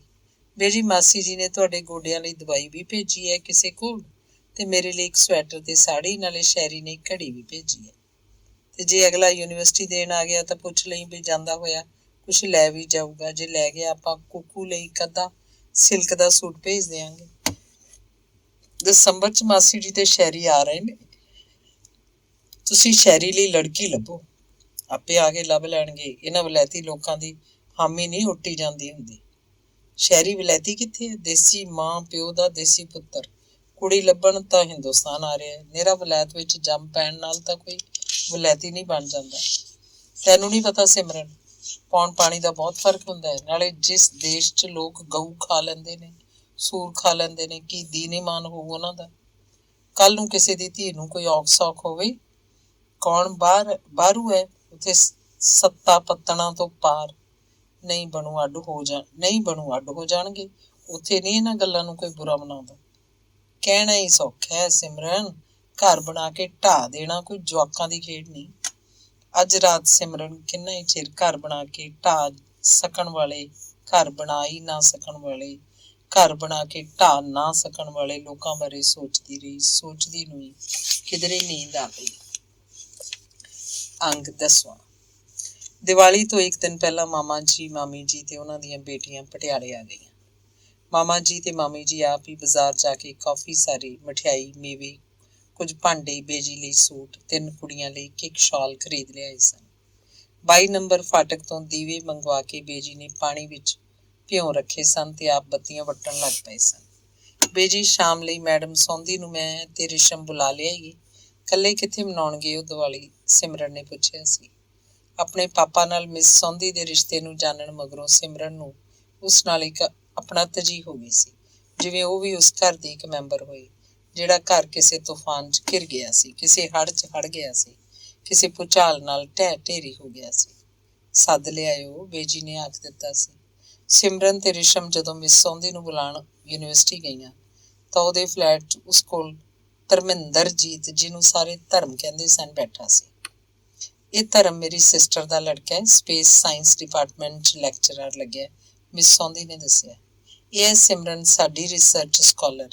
ਧਰਮ ਨੂੰ ਮਿਸ ਸੌਂਦੀ ਨੇ ਸਿਮਰਨ ਬਾਰੇ ਦੱਸਿਆ। ਇਹ ਰਿਸ਼ਮ ਹੈ, ਮਾਮਾ ਜੀ ਦੀ ਲੜਕੀ। ਸਿਮਰਨ ਨੇ ਜਾਣਕਾਰੀ ਕਰਵਾਈ। ਹਰ ਇੱਕ ਨੇ ਦੂਜੇ ਨੂੰ ਹੱਥ ਜੋੜ ਕੇ ਵਿਸ਼ ਕੀਤਾ। ਸਿਮਰਨ ਨੇ ਪਹਿਲੇ 1-2 ਵਾਰੀ ਧਰਮ ਨੂੰ ਮਿਸ ਸੌਂਦੀ ਕੋਲ ਡਿਪਾਰਟਮੈਂਟ 'ਚ ਦੇਖਿਆ ਸੀ, ਪਰ ਜਦੋਂ ਉਹ ਜਾਂਦੀ ਸੀ ਉੱਠ ਕੇ ਚਲਾ ਜਾਂਦਾ ਸੀ, ਜਿਸ ਕਰਕੇ ਉਹਦੀ ਕਦੇ ਇੰਟਰੋਡਕਸ਼ਨ ਨਹੀਂ ਸੀ ਹੋਈ ਤੇ ਨਾ ਹੀ ਇਹ ਪਤਾ ਲੱਗਿਆ ਸੀ ਕਿ ਉਹ ਮਿਸ ਸੌਂਦੀ ਦੀ ਭੈਣ ਦਾ ਲੜਕਾ ਹੈ। ਅਸੀਂ ਤਾਂ ਤੁਹਾਨੂੰ ਸ਼ਾਮ ਲਈ ਇਨਵਾਈਟ ਕਰਨ ਆਏ ਹਾਂ, ਸਿਮਰਨ ਨੇ ਆਖਿਆ। ਅੱਗੇ ਹਰ ਰੋਜ਼ ਧਰਮ ਚੰਡੀਗੜ੍ਹ ਵਾਪਸ ਚਲਿਆ ਜਾਂਦਾ ਹੈ, ਅੱਜ ਤੇ ਸਗੋਂ ਮੈਂ ਇਹਨੂੰ ਵੀ ਰੱਖ ਲਿਆ ਸੀ ਕਿ ਦੀਵਾਲੀ ਹੈ। ਮਿਸ ਸੌਂਦੀ ਬੋਲੀ। ਇਹਨਾਂ ਨੂੰ ਵੀ ਨਾਲ ਲੈ ਆਉਣਾ, ਰਿਸ਼ਮ ਨੇ ਆਖਿਆ। ਨਹੀਂ ਸਿਮਰਨ, ਅੱਜ ਨਹੀਂ, ਮੈਂ ਕਦੇ ਫੇਰ ਆਵਾਂਗੀ। ਮਠਿਆਈ ਮੇਰੇ ਹਿੱਸੇ ਦੀ ਤੂੰ ਰੱਖ ਛੱਡੀ ਹੈ ਨਾ ਰਿਸ਼ਮ? ਮਿਸ ਸੌਂਦੀ ਨੇ ਹੱਸ ਕੇ ਆਖਿਆ। ਫਿਰ ਮੈਂ ਵੀ ਇੱਥੇ ਰਹਿ ਜਾਂਦੀ ਹਾਂ, ਰਿਸ਼ਮ ਨੇ ਸ਼ਰਾਰਤ ਨਾਲ ਆਖਿਆ। ਵਾਰੀ ਵਾਰੀ ਰਹੋ ਨਾ, ਅੱਜ ਤਾਂ ਮੇਰੇ ਕੋਲ ਧਰਮ ਹੈ, ਕੱਲ ਤੂੰ ਆ ਜਾਈਂ, ਮਿਸ ਸੌਂਦੀ ਨੇ ਆਖਿਆ। ਹੋ ਸਕਦਾ ਰਿਸ਼ਮ ਧਰਮ ਹੋਰਾਂ ਕਰਕੇ ਹੀ ਰਹਿ ਰਹੀ ਹੋਵੇ, ਸਿਮਰਨ ਨੇ ਮਜ਼ਾਕ ਕੀਤਾ। ਫਿਰ ਇਹਨੇ ਚਲਿਆ ਜਾਣਾ, ਇਹ ਕੁੜੀਆਂ ਤੋਂ ਬੜਾ ਕਤਰਾਉਂਦਾ, ਮਿਸ ਸੌਂਦੀ ਨੇ ਦੱਸਿਆ। ਫਿਰ ਮਿਸ ਸੌਂਦੀ ਕੋਲੋਂ ਕੌਫੀ ਪੀ ਕੇ ਉਹ ਦੋਵੇਂ ਘਰ ਪਰਤ ਆਈਆਂ। ਮੇਰਾ ਨਹੀਂ ਸੀ ਖਿਆਲ ਤੁਹਾਡੀ ਯੂਨੀਵਰਸਿਟੀ 'ਚ ਏਡੇ ਸਮਾਰਟ ਲੋਕ ਵੀ ਨੇ, ਰਾਜ, ਰਿਸ਼ਮ ਨੇ ਸਿਮਰਨ ਨੂੰ ਆਖਿਆ। ਅੱਛਾ, ਧਰਮ ਸਮਾਰਟ ਹੈ? ਮੈਂ ਤਾਂ ਕਦੇ ਖਿਆਲ ਹੀ ਨਹੀਂ ਸੀ ਕੀਤਾ, ਸਿਮਰਨ ਨੇ ਦੱਸਿਆ। ਜੇ ਕਿਤੇ ਪ੍ਰੋਫੈਸਰੀ ਛੱਡ ਕੇ IAS ਕਰ ਲਏ, ਊਂ ਹੀ ਜਨਤਾ ਮਰ ਮਿਟੇ ਇਸ ਤੇ, ਜਿਵੇਂ ਉੱਚਾ ਲੰਮਾ ਸੋਹਣਾ ਜਵਾਨ ਹੈ। ਪ੍ਰੋਫੈਸਰ ਚੰਗੇ ਨਹੀਂ ਹੁੰਦੇ? ਸਿਮਰਨ ਨੇ ਪੁੱਛਿਆ। ਬਹੁਤ ਬੋਲਣ ਦੀ ਤੇ ਕੁੜੀਆਂ ਮਗਰ ਫਿਰਨ ਦੀ ਉਹਨਾਂ ਨੂੰ ਬਿਮਾਰੀ ਹੁੰਦੀ ਹੈ। ਪਰ ਰਿਸ਼ਮ, ਸਾਰੇ ਤਾਂ ਇਹੋ ਜਿਹੇ ਨਹੀਂ ਹੁੰਦੇ ਹੋਣੇ, ਸਿਮਰਨ ਨੇ ਆਖਿਆ। 90% ਤਾਂ ਹੁੰਦੇ ਹੀ ਨੇ। ਹਾਂ, ਤੁਹਾਡਾ ਇਹ ਧਰਮ ਤਾਂ ਨਹੀਂ ਲੱਗਦਾ ਉਹੋ ਜਿਹਾ। ਸਾਡਾ ਧਰਮ? ਮੇਰਾ ਮਤਲਬ ਤੁਹਾਡੀ ਯੂਨੀਵਰਸਿਟੀ ਦਾ। ਫਿਰ ਤਾਂ ਠੀਕ ਹੈ, ਸਿਮਰਨ ਨੇ ਸ਼ਰਾਰਤ ਨਾਲ ਆਖਿਆ। ਪਰ ਸਾਡੀ ਤਾਂ ਵਾਰੀ ਤੁਹਾਡੇ ਨਾਲੋਂ ਮਗਰੋਂ ਆਏਗੀ, ਰਿਸ਼ਮ ਨੇ ਹੱਸ ਕੇ ਆਖਿਆ। ਮਾਸੀ ਜੀ ਨੂੰ ਆਖ ਦਿਆਂਗੀ ਤੇਰੀ ਵਾਰੀ ਪਹਿਲਾਂ ਲੈ ਆਓ। ਤੁਹਾਡੀ ਸਿਫਾਰਿਸ਼ ਨਹੀਂ ਚੱਲਣੀ, ਅਜੇ ਤਾਂ ਉਹ ਤੁਹਾਡੇ ਬਾਰੇ ਹੀ ਸੋਚ ਰਹੇ ਨੇ। ਕੀ ਸੋਚ ਰਹੇ ਨੇ? ਇਹੀ ਕਿ ਲੜਕਾ ਸਰਦਾਰਾਂ ਦਾ ਹੋਵੇ ਜਾਂ ਆਮ ਘਰ ਦਾ, ਪੜ੍ਹਿਆ ਲਿਖਿਆ ਬਹੁਤ ਹੋਵੇ ਜਾਂ ਨੌਕਰੀ ਚੰਗੀ ਉੱਪਰ ਹੋਵੇ, ਡਾਕਟਰ ਹੋਵੇ ਜਾਂ IAS, ਵੱਡੇ ਪਰਿਵਾਰ ਵਾਲਾ ਹੋਵੇ ਜਾਂ ਇਕੱਲਾ ਇਕਹਿਰਾ, ਬਹੁਤ ਸੋਹਣਾ ਹੋਵੇ ਜਾਂ ਦਰਮਿਆਨਾ, ਬਹੁਤ ਦੇਣ ਲੈਣ ਵਾਲਾ ਘਰ ਹੋਵੇ ਜਾਂ ਮਾਡਰਨ, ਦੇਣ ਲੈਣ ਤੋਂ ਬਿਨਾਂ ਵਿਆਹ ਕਰਨ ਵਾਲੇ ਲੋਕਾਂ ਵਿੱਚ ਵਿਆਹ ਕੀਤਾ ਜਾਵੇ, ਕਾਰ ਦਿੱਤੀ ਜਾਵੇ ਕਿ ਕੈਸ਼ ਪੈਸੇ ਦੇ ਦਿੱਤੇ ਜਾਣ, ਆਦਿ ਰਿਸ਼ਮ ਨੇ ਦੱਸਿਆ। ਕਮਾਲ ਹੈ, ਮੈਨੂੰ ਦੱਸੇ ਬਿਨਾਂ ਹੀ ਇੰਨਾ ਕੁਝ ਮੇਰੇ ਬਾਰੇ ਸੋਚਿਆ ਜਾ ਰਿਹਾ। ਸੱਚ ਦੀਦੀ, ਸਪੇਸ ਸਾਇੰਸ ਡਿਪਾਰਟਮੈਂਟ ਵਿੱਚ ਤਾਰਿਆਂ ਦੇ ਗ੍ਰਹਿਆਂ ਬਾਰੇ ਜੋ ਸਾਡੀ ਜੋਤਿਸ਼ ਵਿਦਿਆ ਦੱਸਦੀ ਹੈ, ਉਸ ਬਾਰੇ ਵੀ ਕੋਈ ਜਾਂਚ ਹੁੰਦੀ ਹੈ। ਤੂੰ ਧਰਮ ਤੋਂ ਪੁੱਛ ਲੈਣਾ ਸੀ, ਸਿਮਰਨ ਨੇ ਹੱਸ ਕੇ ਆਖਿਆ। ਰਿਸਰਚ ਪੂਰੀ ਕਰਕੇ ਤੁਸੀਂ ਨੌਕਰੀ ਕਰੋਗੇ? ਰਿਸ਼ਮ ਪੁੱਛ ਰਹੀ ਸੀ। ਪਤਾ ਨਹੀਂ, ਸਿਮਰਨ ਨੇ ਦੱਸਿਆ। ਜੇ ਕਿਸੇ ਆਮ ਘਰ ਵਿਆਹ ਕਰੋਗੇ ਫਿਰ ਤਾਂ ਦੋਵਾਂ ਦੀ ਨੌਕਰੀ ਬਿਨਾਂ ਗੁਜ਼ਾਰਾ ਨਹੀਂ ਹੋਣਾ। ਜੇ ਵਿਆਹ ਨਹੀਂ ਕਰਾਂਗੀ ਫਿਰ ਵੀ ਨੌਕਰੀ ਬਿਨਾਂ ਗੁਜ਼ਾਰਾ ਨਹੀਂ ਹੋਣਾ, ਕਿਉਂਕਿ ਫਿਰ ਹੋਰ ਕਰੋਗੇ ਕੀ? ਨਾਲੇ ਵਿਆਹ ਕਿਉਂ ਨਹੀਂ ਕਰੋਗੇ? ਲੜਕੀ ਲਈ ਸਿਰਫ ਵਿਆਹ ਹੀ ਇੱਕ ਕੰਮ ਹੁੰਦਾ ਹੈ ਬਸ? ਸਿਮਰਨ ਨੇ ਜਦੋਂ ਆਖਿਆ, ਰਿਸ਼ਮ ਨੂੰ ਕੋਈ ਜਵਾਬ ਨਹੀਂ ਸੁਝਿਆ। ਕੁਝ ਪਲ ਚੁੱਪ ਰਹਿਣ ਮਗਰੋਂ ਰਿਸ਼ਮ ਬੋਲੀ, ਵਿਆਹ ਨਹੀਂ ਕਰੋਗੇ ਤਾਂ ਕੱਪੜੇ ਗਹਿਣੇ ਘਰ ਕਾਰ ਬੰਦਾ ਕੁਝ ਵੀ ਨਹੀਂ ਮਿਲੇਗਾ। ਸਿਮਰਨ ਹੱਸ ਪਈ। ਰਿਸ਼ਮ ਅਜੇ ਬੱਚੀ ਹੈ, ਉਹਨੇ ਸੋਚਿਆ। ਦੀਵਾਲੀ ਤੋਂ ਅਗਲੇ ਦਿਨ ਐਤਵਾਰ ਸੀ। ਮਾਮਾ ਜੀ, ਮਾਮੀ ਜੀ ਤੇ ਉਹਨਾਂ ਦੀਆਂ ਬੇਟੀਆਂ ਚਲੇ ਗਏ। ਸਿਮਰਨ ਨੂੰ ਘਰ ਬੜਾ ਉਦਾਸ ਲੱਗਿਆ ਤੇ ਦਿਨ ਜਿਵੇਂ ਬੜਾ ਵੱਡਾ ਸਾਰਾ ਤੇ ਖਾਲੀ ਖਾਲੀ ਲੱਗਿਆ। ਇੱਕ ਮਨ ਹੋਇਆ ਫਿਲਮ ਦੇਖਣ ਚਲੀ ਜਾਵੇ। ਫਿਰ ਖਿਆਲ ਆਇਆ ਕੋਈ ਕਿਤਾਬ ਹੀ ਪੜ੍ਹ ਲਵੇ। ਬੇਜੀ ਆਖਦੇ ਸਨ ਕੁੱਕੂ ਮਾਸੀ ਜੀ ਨੂੰ ਚਿੱਠੀ ਦਾ ਜਵਾਬ ਲਿਖ ਦੇ, ਪਰ ਉਹਦਾ ਕੁਝ ਵੀ ਕਰਨ ਨੂੰ ਮਨ ਨਹੀਂ ਕੀਤਾ। ਉਹ ਆਪਣੇ ਕਮਰੇ 'ਚ ਜਾ ਕੇ ਮਹਿੰਦੀ ਹਸਨ ਦੀਆਂ ਗਜ਼ਲਾਂ ਦੀ ਟੇਪ ਸੁਣਨ ਲੱਗ ਪਈ। ਹਵਾ 'ਚ ਤੈਰਦੀਆਂ ਸੁਰਾਂ ਪਤਾ ਨਹੀਂ ਉਹਨੂੰ ਕਿੱਧਰ ਉਡਾਈ ਲਈ ਜਾ ਰਹੀਆਂ ਸਨ। ਬੂਹੇ ਤੇ ਪੋਲੀ ਜੀ ਦਸਤਕ ਹੋਈ। ਉੱਠ ਕੇ ਦੇਖਿਆ ਮੈਡਮ ਸੌਂਦੀ ਸੀ। ਗੁੱਡ ਈਵਨਿੰਗ ਮੈਡਮ, ਕਮਾਲ ਹੋ ਗਈ, ਸਿਮਰਨ ਨੇ ਖੁਸ਼ ਹੋ ਕੇ ਆਖਿਆ ਤੇ ਮਿਸ ਸੌਂਦੀ ਦੇ ਬੈਠਣ ਲਈ ਕੁਰਸੀ ਅੱਗੇ ਖਿੱਚਦੀ। ਬੇਜੀ ਸੁੱਤੇ ਹੋਏ ਸਨ। ਮੈਂ ਸੋਚਿਆ ਕੀ ਜਗਾਣੇ ਨੇ, ਸੋ ਰਾਮੂ ਤੇਰੇ ਕਮਰੇ ਤੱਕ ਛੱਡ ਗਿਆ। ਮਿਸ ਸੌਂਦੀ ਬੋਲੀ, ਮੈਂ ਚਾਹ ਨੂੰ ਆਖਦੀ ਸਿਮਰਨ ਹੇਠਾਂ ਚਲੀ ਗਈ। ਮਿਸ ਸੌਂਦੀ ਸਿਮਰਨ ਦੇ ਕਮਰੇ ਵੱਲ ਆਲੇ ਦੁਆਲੇ ਝਾਕੀ। ਉਹਨੂੰ ਲੱਗਿਆ ਅਮੀਰਾਂ ਦੇ ਘਰ ਹੋਰ ਹੀ ਤਰ੍ਹਾਂ ਦੇ ਹੁੰਦੇ ਨੇ।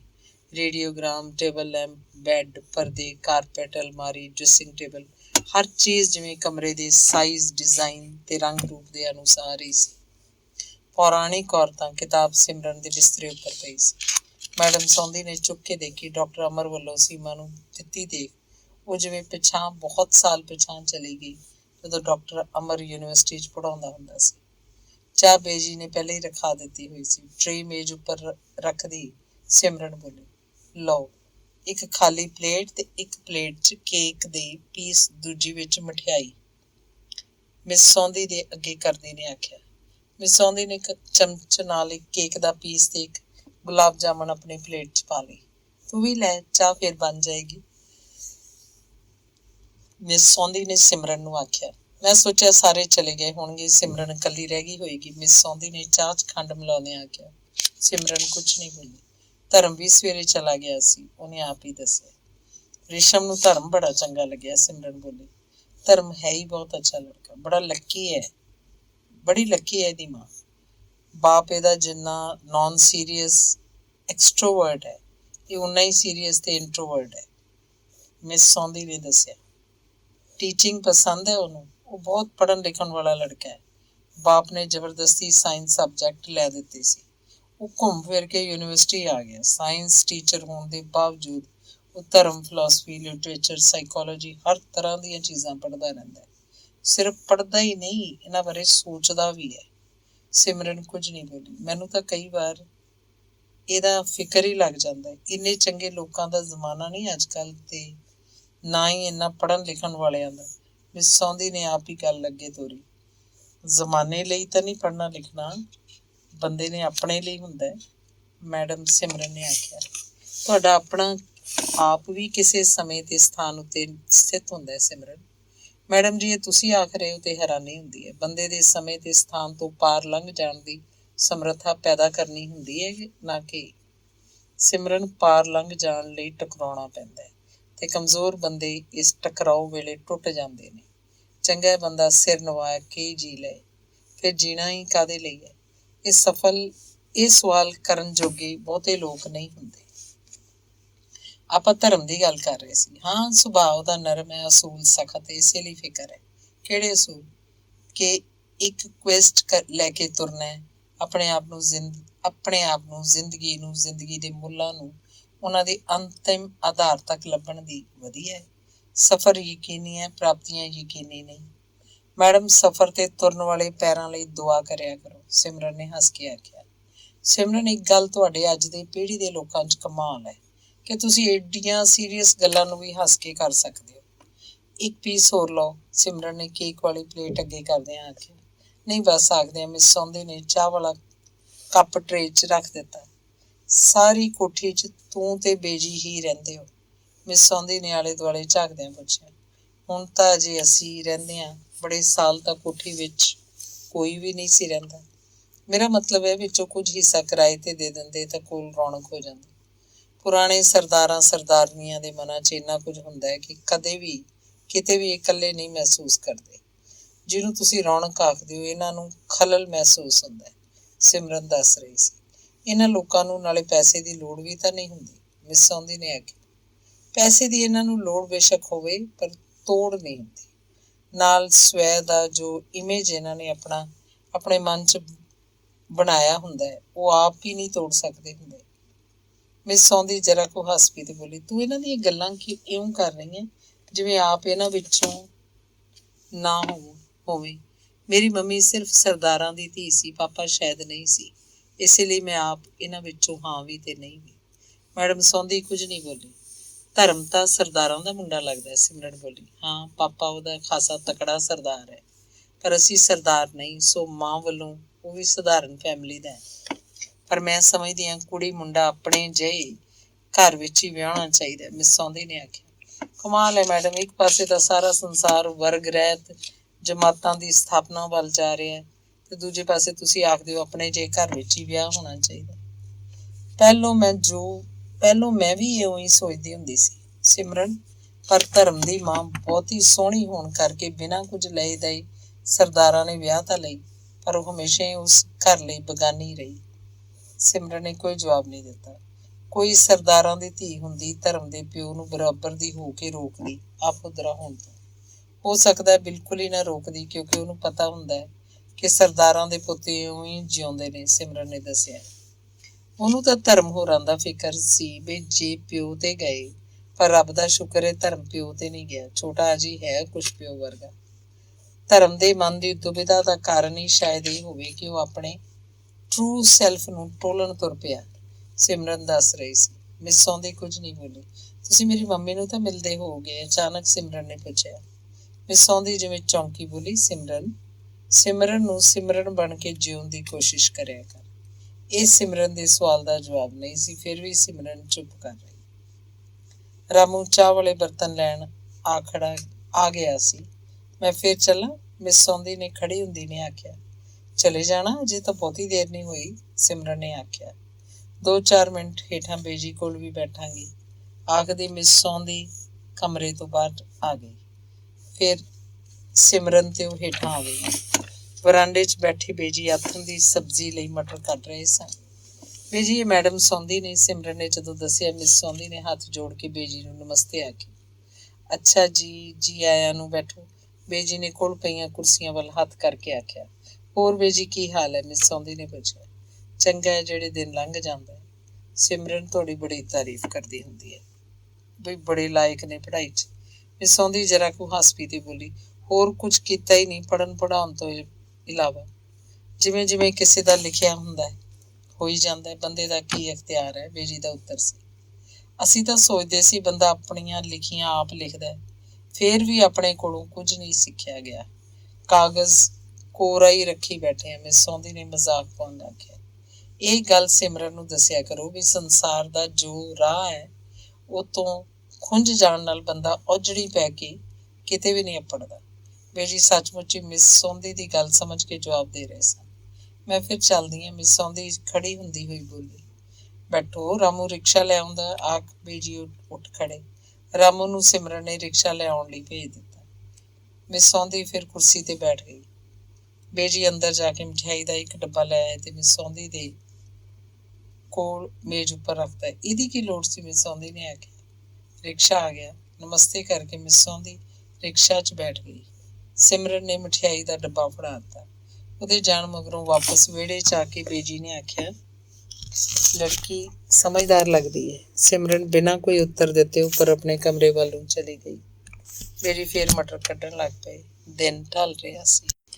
ਅੰਗ 11ਵਾਂ। ਸਿਮਰਨ ਆਪਣੀ ਮਾਂ ਦੀਆਂ ਕਿਤਾਬਾਂ 'ਚੋਂ ਕੋਈ ਨਾ ਕੋਈ ਕਿਤਾਬ ਪੜ੍ਹਨ ਲਈ ਲੈਂਦੀ ਤੇ ਪੜ੍ਹ ਕੇ ਉੱਥੇ ਰੱਖ ਦਿੰਦੀ। ਅੱਜ ਉਹਨੇ ਕਮਲਾ ਦਾਸ ਦੀ ਮਾਈ ਸਟੋਰੀ ਕਿਤਾਬ ਲਈ।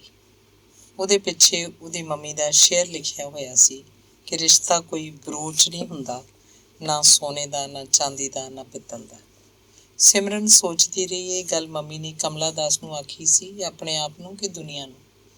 ਫਿਰ ਉਸ ਦਾ ਮਨ ਕੀਤਾ ਸਾਰੀਆਂ ਕਿਤਾਬਾਂ ਫਰੋਲ ਕੇ ਆਪਣੀ ਮੰਮੀ ਦੇ ਸ਼ੇਅਰ ਲੱਭ ਲਵੇ, ਪਰ ਉਹਨੇ ਕਿਤਾਬਾਂ ਫਰੋਲੀਆਂ ਨਹੀਂ। ਉਹਨੂੰ ਲੱਗਿਆ ਇੱਕ ਦਿਨ ਲਈ ਇੰਨੀ ਗੱਲ ਬਹੁਤ ਹੈ ਕਿ ਰਿਸ਼ਤਾ ਕੋਈ ਬਰੋਚ ਨਹੀਂ ਹੁੰਦਾ। ਯੂਨੀਵਰਸਿਟੀ 'ਚ ਕਮਲਾ ਦਾਸ ਦੀ ਮਾਈ ਸਟੋਰੀ ਜਦੋਂ ਮਿਸ ਸੌਂਦੀ ਨੇ ਸਿਮਰਨ ਦੇ ਹੱਥ 'ਚ ਦੇਖੀ ਤਾਂ ਬੋਲੀ, ਕੈਸੀ ਲੱਗੀ ਇਹ ਕਿਤਾਬ? ਜੁਰਤ ਵਾਲੀ ਔਰਤ ਹੈ, ਸਿਮਰਨ ਨੇ ਦੱਸਿਆ। ਅੱਗ 'ਚੋਂ ਛਾਲ ਮਾਰ ਦੇਣ ਨੂੰ ਤੂੰ ਜੁਰਤ ਆਖੇਂਗੀ? ਅੱਗ ਵਿੱਚ ਛਾਲ ਮਾਰ ਦੇਣ ਨੂੰ ਤੂੰ ਜੁਰਤ ਆਖੇਂਗੀ? ਸਿਮਰਨ ਕੁਝ ਆਖਣ ਹੀ ਲੱਗੀ ਸੀ ਕਿ ਸਾਹਮਣੇ ਧਰਮ ਆਉਂਦਾ ਦਿਸਿਆ।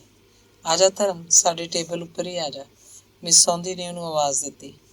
ਧਰਮ ਉਹਨਾਂ ਵੱਲ ਝਾਕਿਆ, ਝਿਜਕਿਆ ਤੇ ਫਿਰ ਆ ਗਿਆ। ਪਤਾ ਨਹੀਂ ਕਿਉਂ ਸਿਮਰਨ ਨੇ ਕਮਲਾ ਦਾਸ ਵਾਲੀ ਕਿਤਾਬ ਦੂਜੀਆਂ ਕਿਤਾਬਾਂ ਦੇ ਹੇਠਾਂ ਰੱਖ ਦਿੱਤੀ। ਧਰਮ ਨੇ ਦੇਖ ਤਾਂ ਲਈ ਪਰ ਬੋਲਿਆ ਕੁਛ ਨਹੀਂ। ਸਿਮਰਨ ਇੱਕ ਦਿਨ ਪੁੱਛਦੀ ਸੀ, ਤੁਹਾਡੀ ਸਪੇਸ ਸਾਇੰਸ ਬੰਦਿਆਂ ਉੱਪਰ ਪੈਂਦੇ ਪਲੈਨਟਸ ਦੇ ਅਸਰ ਦੀ ਵੀ ਸਟੱਡੀ ਕਰਦੀ ਹੈ?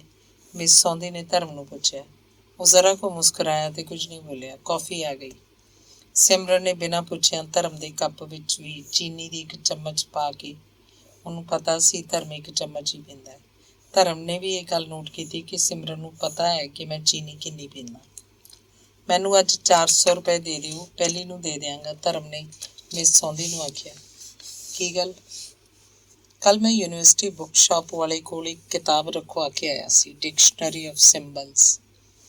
ਮਿਸ ਸੌਂਦੀ ਨੇ ਉਸੇ ਵੇਲੇ ਪਰਸ ਖੋਲ੍ਹਿਆ ਤੇ 100 ਦੇ 4 ਨੋਟ ਉਹਨੂੰ ਦਿੰਦੀ ਬੋਲੀ, ਤੂੰ ਤੇ ਕਿਤਾਬਾਂ ਦੀਆਂ ਦੁਕਾਨਾਂ 'ਤੇ ਜਾਂਦਾ ਹੀ ਰਹਿੰਦਾ, ਕੋਈ ਕੰਮ ਦੀ ਕਿਤਾਬ ਮਿਲੇ ਤਾਂ ਸਿਮਰਨ ਲਈ ਵੀ ਲੈ ਆਇਆ ਕਰ। ਪਤਾ ਨਾ ਇਹਦੀ ਰਿਸਰਚ ਦੇ ਟੌਪਿਕ ਦਾ? ਹਾਂ, ਤੁਸੀਂ ਉਸ ਦਿਨ ਦੱਸਿਆ ਸੀ, ਉਹ ਬੋਲਿਆ। ਉਂਝ ਸਿਮਰਨ ਕੰਮ ਕਰੇਗੀ ਵਧੀਆ, ਮਿਸ ਸੌਂਦੀ ਨੇ ਆਖਿਆ। ਹਾਂ, ਧਰਮ ਬੋਲਿਆ। ਤੈਨੂੰ ਕਿਵੇਂ ਪਤਾ? ਮਿਸ ਸੌਂਦੀ ਨੇ ਹੱਸ ਕੇ ਪੁੱਛਿਆ। ਕੁਛ ਲੋਕ ਹੀ ਵਧੀਆ ਕੰਮ ਕਰ ਸਕਦੇ ਹੁੰਦੇ ਨੇ, ਧਰਮ ਨੇ ਸਹਿਜ ਭਾਅ ਨਾਲ ਦੱਸਿਆ। ਜੋ ਨਹੀਂ ਆਏਗਾ ਆਪਣੀ ਮੈਡਮ ਤੋਂ ਕਰਵਾ ਲਵਾਂਗੀ, ਸਿਮਰਨ ਨੇ ਹੱਸ ਕੇ ਆਖਿਆ। ਨਹੀਂ ਬਾਬਾ, ਤੁਸੀਂ ਅੱਜ ਕੱਲ੍ਹ ਦੇ ਲੋਕ ਸਾਡੇ ਨਾਲੋਂ ਬਹੁਤ ਅੱਗੇ ਹੋ, ਮਿਸ ਸੌਂਦੀ ਬੋਲੀ। ਫੁੱਲ ਸਿਨੇਮਾ 'ਚ ਕੱਲ੍ਹ ਨੂੰ ਸੈਕਿੰਡ ਵਰਲਡ ਵਾਰ ਬਾਰੇ ਫਿਲਮ ਲੱਗ ਰਹੀ ਹੈ। ਬੜੀ ਫੇਮਸ ਫਿਲਮ ਹੈ ਕਿ ਹਾਲਾਤ ਨਾਲ ਬੰਦਾ ਕਿਵੇਂ ਟਰਾਂਸਫਾਰਮ ਹੋ ਜਾਂਦਾ ਹੈ। ਬੰਦੇ ਤੋਂ ਖੋਤੇ ਤੋਂ ਭੇੜੀਆ ਬਣ ਜਾਣ ਦਾ ਸਫ਼ਰ ਦੱਸਿਆ, ਧਰਮ ਨੇ ਦੱਸਿਆ। ਚੱਲੀਏ ਦੇਖਣ ਕੱਲ੍ਹ ਫਿਰ? ਮਿਸ ਸੌਂਦੀ ਨੇ ਪੁੱਛਿਆ। ਮੈਂ ਤਾਂ ਚੰਡੀਗੜ੍ਹ ਦੇਖੀ ਹੋਈ ਹੈ। ਇੱਕ ਵਾਰੀ ਫੇਰ ਦੇਖ ਲਈ? ਨਹੀਂ, ਇੱਕ ਵਾਰੀ ਦੇਖਣ ਲਈ 20 ਬੰਦੇ 'ਚ ਬੜੀ ਹਿੰਮਤ ਚਾਹੀਦੀ ਹੈ। ਹਿੰਮਤ ਚਾਹੀਦੀ ਹੈ? ਹਾਂ, ਧਰਮ ਨੇ ਆਖਿਆ। ਚਲੋ ਮੈਂ ਤੇ ਸਿਮਰਨ ਹੀ ਦੇਖ ਆਵਾਂਗੇ ਫਿਰ, ਮਿਸ ਸੌਂਦੀ ਨੇ ਆਖਿਆ। ਸਿਮਰਨ ਨੂੰ ਨਾ ਲੈ ਕੇ ਜਾਣਾ, ਬੜੀ ਡਿਸਟਰਬਿੰਗ ਹੈ ਫਿਲਮ। ਤੂੰ ਇਹਨੂੰ ਐਡੀ ਮਾੜੀ ਸਮਝਦਾ? ਧਰਮ ਕੁਝ ਨਹੀਂ ਬੋਲਿਆ, ਚੁੱਪਚਾਪ ਕਾਫੀ ਪੀਂਦਾ ਰਿਹਾ। ਕੌਫੀ ਪੀ ਕੇ ਆਪੇ ਉੱਠ ਕੇ ਕਾਊਂਟਰ 'ਤੇ ਪੈਸੇ ਦੇ ਆਇਆ। ਅੱਛਾ, ਮੈਂ ਚੱਲਦਾ। ਫਿਰ ਖੜੇ ਨਹੀਂ ਆਖਿਆ ਤੇ ਬਿਨਾਂ ਜਵਾਬ ਉਡੀਕੇ ਚਲਾ ਗਿਆ। ਸਿਮਰਨ ਨੂੰ ਲੱਗਿਆ ਕਿੰਨਾ ਸਹਿਜ ਸੀ ਇਸ ਬੰਦੇ 'ਚ। ਰਿਸਰਚ ਦਾ ਕੰਮ ਕਿਸ ਤਰ੍ਹਾਂ ਚੱਲ ਰਿਹਾ? ਮਿਸ ਸੌਂਦੀ ਨੇ ਸਿਮਰਨ ਨੂੰ ਪੁੱਛਿਆ। 2-4 ਦਿਨਾਂ ਤੱਕ ਅਗਲਾ ਚੈਪਟਰ ਵਿਖਾਵਾਂਗੀ ਤੁਹਾਨੂੰ, ਸਿਮਰਨ ਨੇ ਦੱਸਿਆ। ਹੁਣ ਜੇ ਇਸ ਰਿਸਰਚ ਦੇ ਬਹਾਨੇ ਬੜਾ ਕੁਝ ਤੂੰ ਪੜ੍ਹ ਲਏਂਗੀ। ਸਮੂਨ ਦੀ ਕਿਤਾਬ ਦ ਸੈਕਿੰਡ ਸੈਕਸ ਤੋਂ ਲੈ ਕੇ ਅੱਜ ਤੱਕ ਔਰਤ ਬਾਰੇ ਜੋ ਔਰਤਾਂ ਨੇ ਲਿਖਿਆ ਹੈ, ਉਸ ਤੋਂ ਔਰਤ ਦੀ ਸਾਈਕੀ ਦੇ ਬੜੇ ਨਵੇਂ ਤੱਥ ਸਾਹਮਣੇ ਆਉਂਦੇ ਨੇ, ਜਿਨ੍ਹਾਂ ਦੇ ਆਧਾਰ 'ਤੇ ਦੇਖਿਆ ਪਤਾ ਲੱਗਦਾ ਹੈ ਕਿ ਔਰਤ ਦਾ ਆਪਣੀ ਲਿਖਤ ਨਾਲ ਰਿਸ਼ਤਾ ਇੱਕ ਮਰਦ ਦੀ ਆਪਣੀ ਲਿਖਤ ਨਾਲ ਰਿਸ਼ਤੇ ਵਰਗਾ ਨਹੀਂ ਹੁੰਦਾ, ਸਿਮਰਨ ਨੇ ਦੱਸਿਆ। ਕਿਸ ਤਰ੍ਹਾਂ? ਔਰਤ ਸਭ ਕੁਝ ਆਪਣੇ ਬੀਇੰਗ ਵਿੱਚੋਂ ਕ੍ਰੀਏਟ ਕਰਦੀ ਹੈ ਤੇ ਆਦਮੀ ਆਪਣੇ ਮਨ ਵਿੱਚੋਂ ਕ੍ਰੀਏਟ ਕਰਦਾ ਹੈ। ਸਾਹਮਣੇ ਬਲਦੇਵ ਆ ਰਿਹਾ ਸੀ। ਇੰਗਲੈਂਡ ਤੋਂ ਇੱਕ ਬੰਦਾ ਤੁਹਾਨੂੰ ਲੱਭ ਰਿਹਾ ਸੀ, ਕਾਮਨ ਰੂਮ 'ਚ ਬਿਠਾ ਆਇਆ ਮੈਂ ਆਖਿਆ ਲੱਭ ਕੇ ਲਿਆਉਣਾ, ਉਹਨੇ ਸਿਮਰਨ ਨੂੰ ਦੱਸਿਆ। ਸਿਮਰਨ ਉੱਠ ਕੇ ਕਾਊਂਟਰ ਵੱਲ ਜਾਣ ਲੱਗੀ ਤੇ ਮਿਸ ਸੌਂਦੀ ਨੇ ਆਖਿਆ, ਤੂੰ ਜਾ, ਮੈਂ ਦੇ ਦਿਆਂਗੀ ਪੈਸੇ।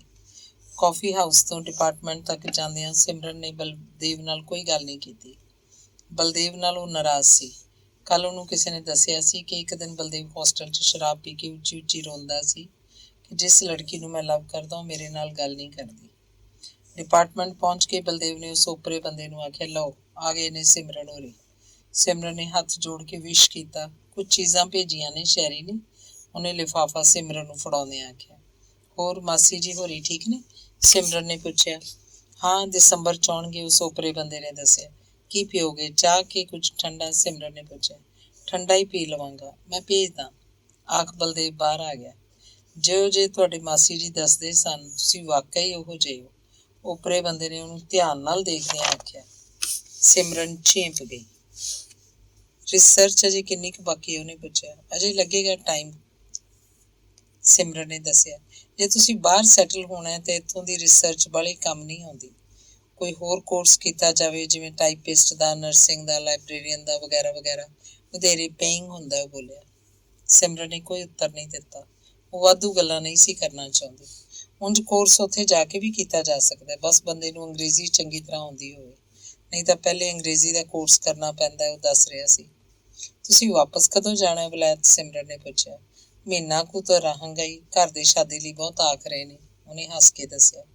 ਬਲਦੇਵ ਨੇ ਕੈਂਪਾ ਕੋਲਾ ਭਿਜਵਾ ਦਿੱਤਾ ਸੀ, ਨਾਲ ਬਰਫੀ ਵੀ।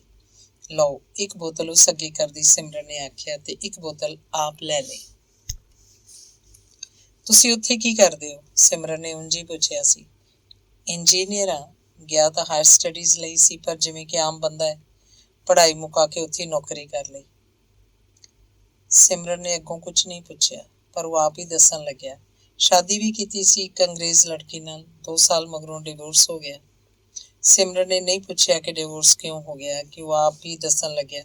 ਉਹ ਸਮਝਦੀ ਸੀ ਕਿ ਹਿੰਦੁਸਤਾਨੀ ਨਾਲ ਵਿਆਹ ਕਰਕੇ ਉਹਨੇ ਅਹਿਸਾਨ ਕੀਤਾ, ਤੇ ਸਾਡੀਆਂ ਰਗਾਂ 'ਚ ਹਿੰਦੁਸਤਾਨੀ ਖੂਨ ਦੱਸਦਾ ਸੀ ਕਿ ਕਿਸੇ ਵੀ ਔਰਤ ਨਾਲ ਵਿਆਹ ਕਰਕੇ ਆਦਮੀ ਉਸ ਉੱਪਰ ਅਹਿਸਾਨ ਕਰ ਰਿਹਾ ਹੁੰਦਾ ਹੈ।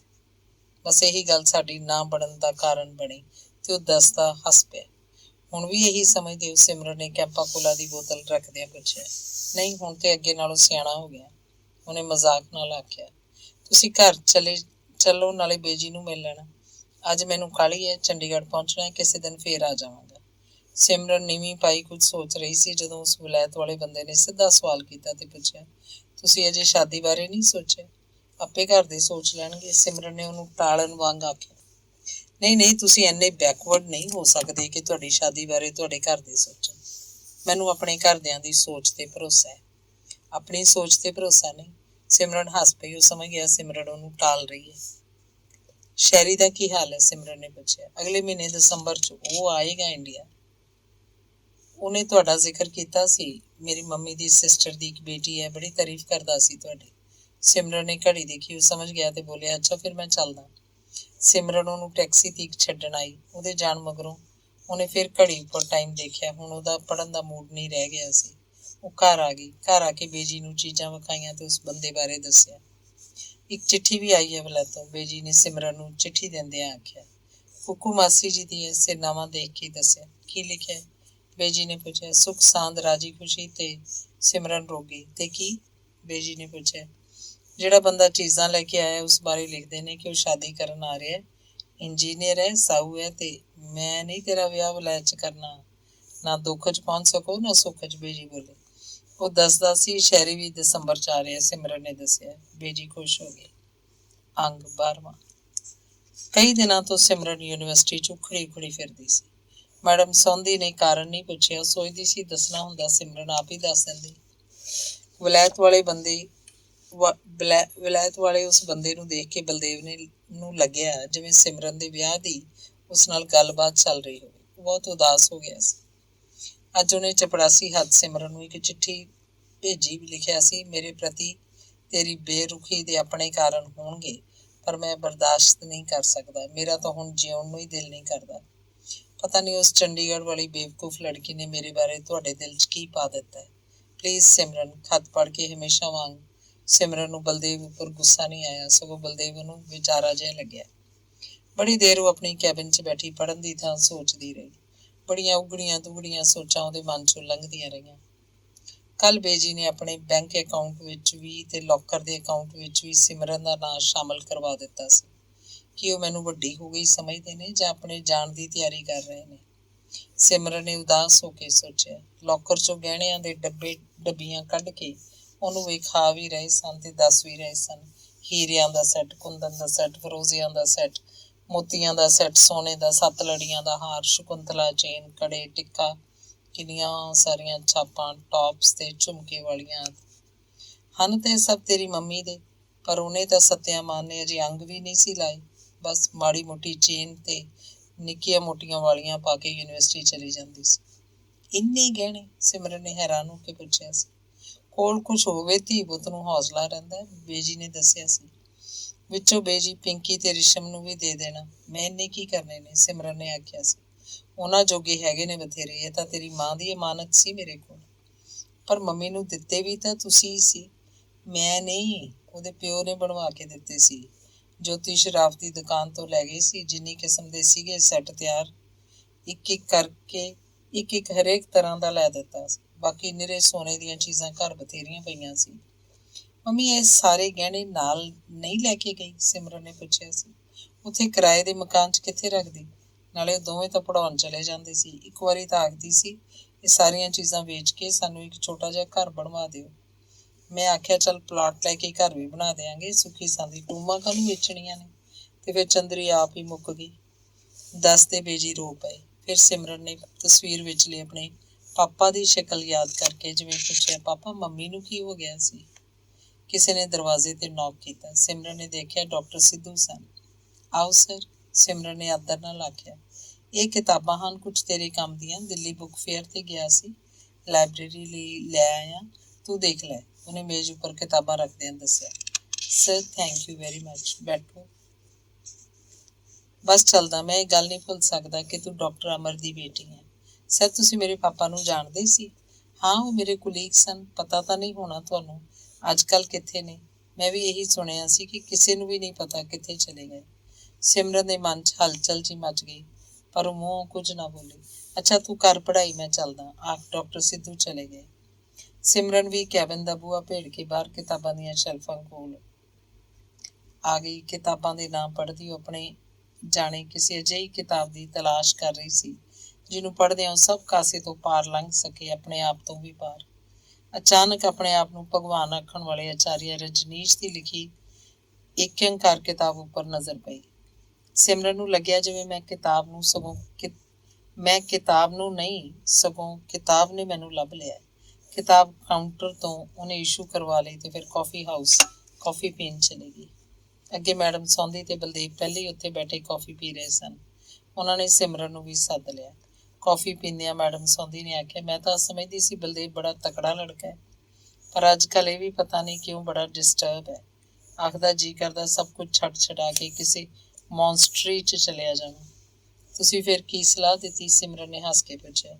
मैं आख्या अज दा जमाना सेंटीमेंटल होण दा जमाना नहीं, लोग सगों मखौल उडाउंदे ने अजिहे लोकां दा। मैडम तुहाडा बर्थडे कदों है? एक सिमरन ने पुछया। कागजां विच तां अगले महीने की 5 तरीक दा है, उंज पता नहीं किहड़ा महीना ते किहड़ी तरीक है। मां आखदी सी पिता जी स्कूल दाखल करवाउण गए, मेरे कोलों बिना पुछे कोई तरीक लिखा आए ते साल भी गलत, पर मैं मनाया नहीं कदे जन्मदिन। मैडम सौंधी ने दस्सिया। मेरे विलायत वाले आंटी ने एक साड़ी भेजी है, मैं तो साड़ी पाउंदी नहीं, तुहाडे लई लै आई हां, बर्थडे गिफ्ट। सिमरन ने बड़ी खूबसूरत साड़ी पर्स विचों कढ के ਉਹਦੇ ਅੱਗੇ ਰੱਖਦਿਆਂ ਆਖਿਆ, सिमरन ये तो बहुत ज्यादा सोहनी है, तेरे जोगी, नाले अज मेरा बर्थडे तो नहीं। ਜਦੋਂ ਤੁਹਾਨੂੰ पता ही नहीं फिर ਅੱਜ ही समझ लैने। ये तैनूं बड़ी चंगी लगेगी, मैनूं ਤੁਹਾਡੇ पाई भी चंगी लगेगी। सिमरन ने जदों आख्या, मिस सौंधी ने अगों कोई गल नहीं औड़ी, ਜਦੋਂ तेरा ਵਿਆਹ हो गया तू चली गई, मैं बड़ी इकल्ली महसूस करिया करांगी। मिस सौंधी ने जरा रुक के ते हस के कहा, तुसीं आखो तो मैं विआह ही नहीं करदी। सिमरन ने भी हासे नाल जवाब दिता, नहीं ये मैं नहीं आखांगी। साडे देश च साडे समयां च किसी भी कारण करके जिस लड़की की शादी नहीं हुंदी उस विच इनफीरियोरिटी कॉम्पलैक्स आ जांदा, जिवें ये उसे दा कसूर होवे, जिवें उसे च कोई घाट होवे कि वो किधरे भी प्रवान नहीं हुई। पर मैडम तुहाडे वर्गी जिस औरत नूं अपने गुणवान होण दा पता होवे उस विच की इनफीरियोरिटी कॉम्पलैक्स आएगा। पर सिमरन किसी थां उत्ते जाके तुहाडी मर्जी तुहाडी मजबूरी बन जाती है। मजबूरी? हाँ सिमरन, मजबूरियां सिर्फ बाहरलियां ही नहीं हुंदियां, तुहाडे अपने अंदरलियां मजबूरियां भी हुंदियां। कि ये भी सेंटीमेंटल गल नहीं? ट्रैजेडी तो यही है कि मैं नाल ये भी जानदी हां कि सेंटीमेंटल गल है। पर मैडम जी, बलदेव ने पूछा, हाँ तुसीं दूजियां बारे तो इन्ना सोचदे हो, अपने बारे क्यों नहीं सोचते कि सारी जिंदगी उवें ही इकल्लियां ही किवें कट्टोगे? बलदेव पुछ रहा सी। पलकू मैडम सौंधी बलदेव के मूँह वाल वेखदी रही कि यह लड़का बलदेव भी मेरे बारे सोचदा है ते मेरी आउण वाली जिंदगी बारे भी। फिर आखन लगी, बलदेव सच तो यह है कि मैं कदे इकल्ली महसूस नहीं करती, लगता है सारे लोग मेरे कोल ही तां हन, मेरे नाल, मेरे मन विच, इसे लई किसे नाल कोई गिला नहीं। मिस सौंधी ने जदों बलदेव नूं दस्सिया, सिमरन नूं समझ आ गई कि मैडम की आख रही है। उन्हें भी तो कदे इकल्ली नहीं सी महसूस किया, ਉਹਦੀ ਮੰਮੀ ਤੇ ਪਾਪਾ ਵੀ ਤਾਂ ਉਹਦੇ ਕੋਲ ਹੀ ਸਨ, ਉਹਦੇ ਨਾਲ, ਉਹਦੇ ਮਨ 'ਚ, ਇਸੇ ਲਈ ਕੋਈ ਦੂਰੀ ਨਹੀਂ ਸੀ ਮਹਿਸੂਸ ਹੁੰਦੀ। ਹਾਂ ਧਰਮ ਵੀ ਤਾਂ ਹੈ, ਮਰਨ ਵੇਲੇ ਮੈਂ ਇਹਦੇ ਕੋਲ ਚਲੀ ਜਾਵਾਂਗੀ, ਮੈਡਮ ਸੌਂधी ਨੇ ਦੱਸਿਆ। ਕੀ ਧਰਮ ਇਹ ਜਾਣਦਾ? ਸਿਮਰਨ ਨੇ ਪੁੱਛਿਆ। ਹਾਂ ਬਹੁਤ ਵਾਰੀ ਉਹ ਮੈਨੂੰ ਆਪਣਾ ਹੀ ਪੁੱਤਰ ਲੱਗਦਾ। ਇਹਨੂੰ ਮੇਰੀ ਭੈਣ ਨੇ ਸਿਰਫ ਜਨਮ ਦਿੱਤਾ ਹੈ, ਇਸੇ ਲਈ ਉਸ ਵਿੱਚ ਬਹੁਤਾ ਕੁਝ ਮੇਰੇ ਵਾਲਾ ਹੈ, ਪਰ ਉਸ ਵਿਚਾਰੇ ਨੂੰ ਆਪਣੇ ਵਾਂਗ ਸਾਰੀ ਉਮਰ ਲਈ ਕੁਆਰਾ ਹੀ ਨਾ ਰੱਖ ਲੈਣਾ। ਸਿਮਰਨ ਨੇ ਮਜ਼ਾਕ ਕੀਤਾ। नहीं सगों लब कोई अच्छी लड़की उस लई, ਮਿਸ ਸੌਂਦੀ ਨੇ ਜਦੋਂ ਆਖਿਆ, ਸਿਮਰਨ ਹੱਸ ਪਈ ਤੇ ਬੋਲੀ, ਪਹਿਲੇ ਧਰਮ ਨੂੰ ਤਾਂ ਪੁੱਛ ਲਓ। ਪੁੱਛਿਆ ਸੀ, ਕਹਿੰਦਾ ਸੀ ਜਿਹੜੀ ਕੁੜੀ ਤੁਹਾਨੂੰ ਪਸੰਦ ਆਏ ਠੀਕ ਹੈ। ਫਿਰ ਨਹੀਂ ਉਸ ਵਿਚਾਰੇ ਦਾ ਵਿਆਹ ਹੋਣ ਲੱਗਾ, ਕਿਉਂਕਿ ਤੁਹਾਡੀ ਪਸੰਦ ਦਾ ਸਟੈਂਡਰਡ ਹੀ ਇੰਨਾ ਕਿ ਉਸ ਸਟੈਂਡਰਡ ਦੀ ਕੋਈ ਕੁੜੀ ਨਹੀਂ ਮਿਲਣੀ। ਇਸ ਵਾਰੀ ਬਲਦੇਵ ਨੇ ਹੱਸ ਕੇ ਕਿਹਾ, ਮੈਨੂੰ ਤਾਂ ਕਦੇ ਕਦੇ ਉਹ ਕਿਸੇ ਹੋਰ ਹੀ ਸਦੀ ਦਾ ਬੰਦਾ ਲੱਗਦਾ ਹੈ।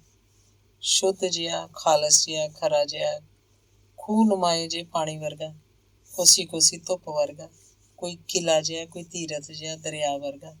ਮੈਡਮ ਸੌਂਦੀ ਨੇ ਆਪਣੀ ਰੌਂ ਚ ਆਖਿਆ, ਕਮਾਲ ਹੋ ਗਈ, ਤੁਸੀਂ ਤੇ ਕਵਿਤਾ 'ਚ ਗੱਲਾਂ ਕਰਨ ਲੱਗ ਪਏ। ਸਿਮਰਨ ਨੇ ਆਖਿਆ, ਹਾਂ ਆਖਣਾ ਸੀ ਕਵਿਤਾ ਵਰਗਾ। ਧਰਮ ਬਾਰੇ ਜੇ ਐਗਜ਼ੈਕਟ ਦੱਸਣਾ ਹੋਵੇ ਤਾਂ ਉਹ ਕਵਿਤਾ ਵਰਗਾ ਹੈ। ਮੈਡਮ ਸੌਂਦੀ ਬੋਲੀ, ਮੈਂ ਆ ਸਕਦਾ? ਪਿਛਲੇ ਦਰਵਾਜ਼ੇ ਵੱਲੋਂ ਆਉਂਦਿਆਂ ਧਰਮ ਨੇ ਪੁੱਛਿਆ। ਤੇਰੀ ਬੜੀ ਲੰਮੀ ਉਮਰ ਹੈ, ਅਸੀਂ ਤੇਰੀਆਂ ਹੀ ਗੱਲਾਂ ਕਰ ਰਹੇ ਸੀ, ਮੈਡਮ ਸੌਂਦੀ ਨੇ ਦੱਸਿਆ। ਬਲਦੇਵ ਉੱਠ ਕੇ ਕੌਫੀ ਦੇ ਹੋਰ 4 ਕੱਪ ਆਖਣ ਲਈ ਚਲਾ ਗਿਆ। ਧੰਨਵਾਦ।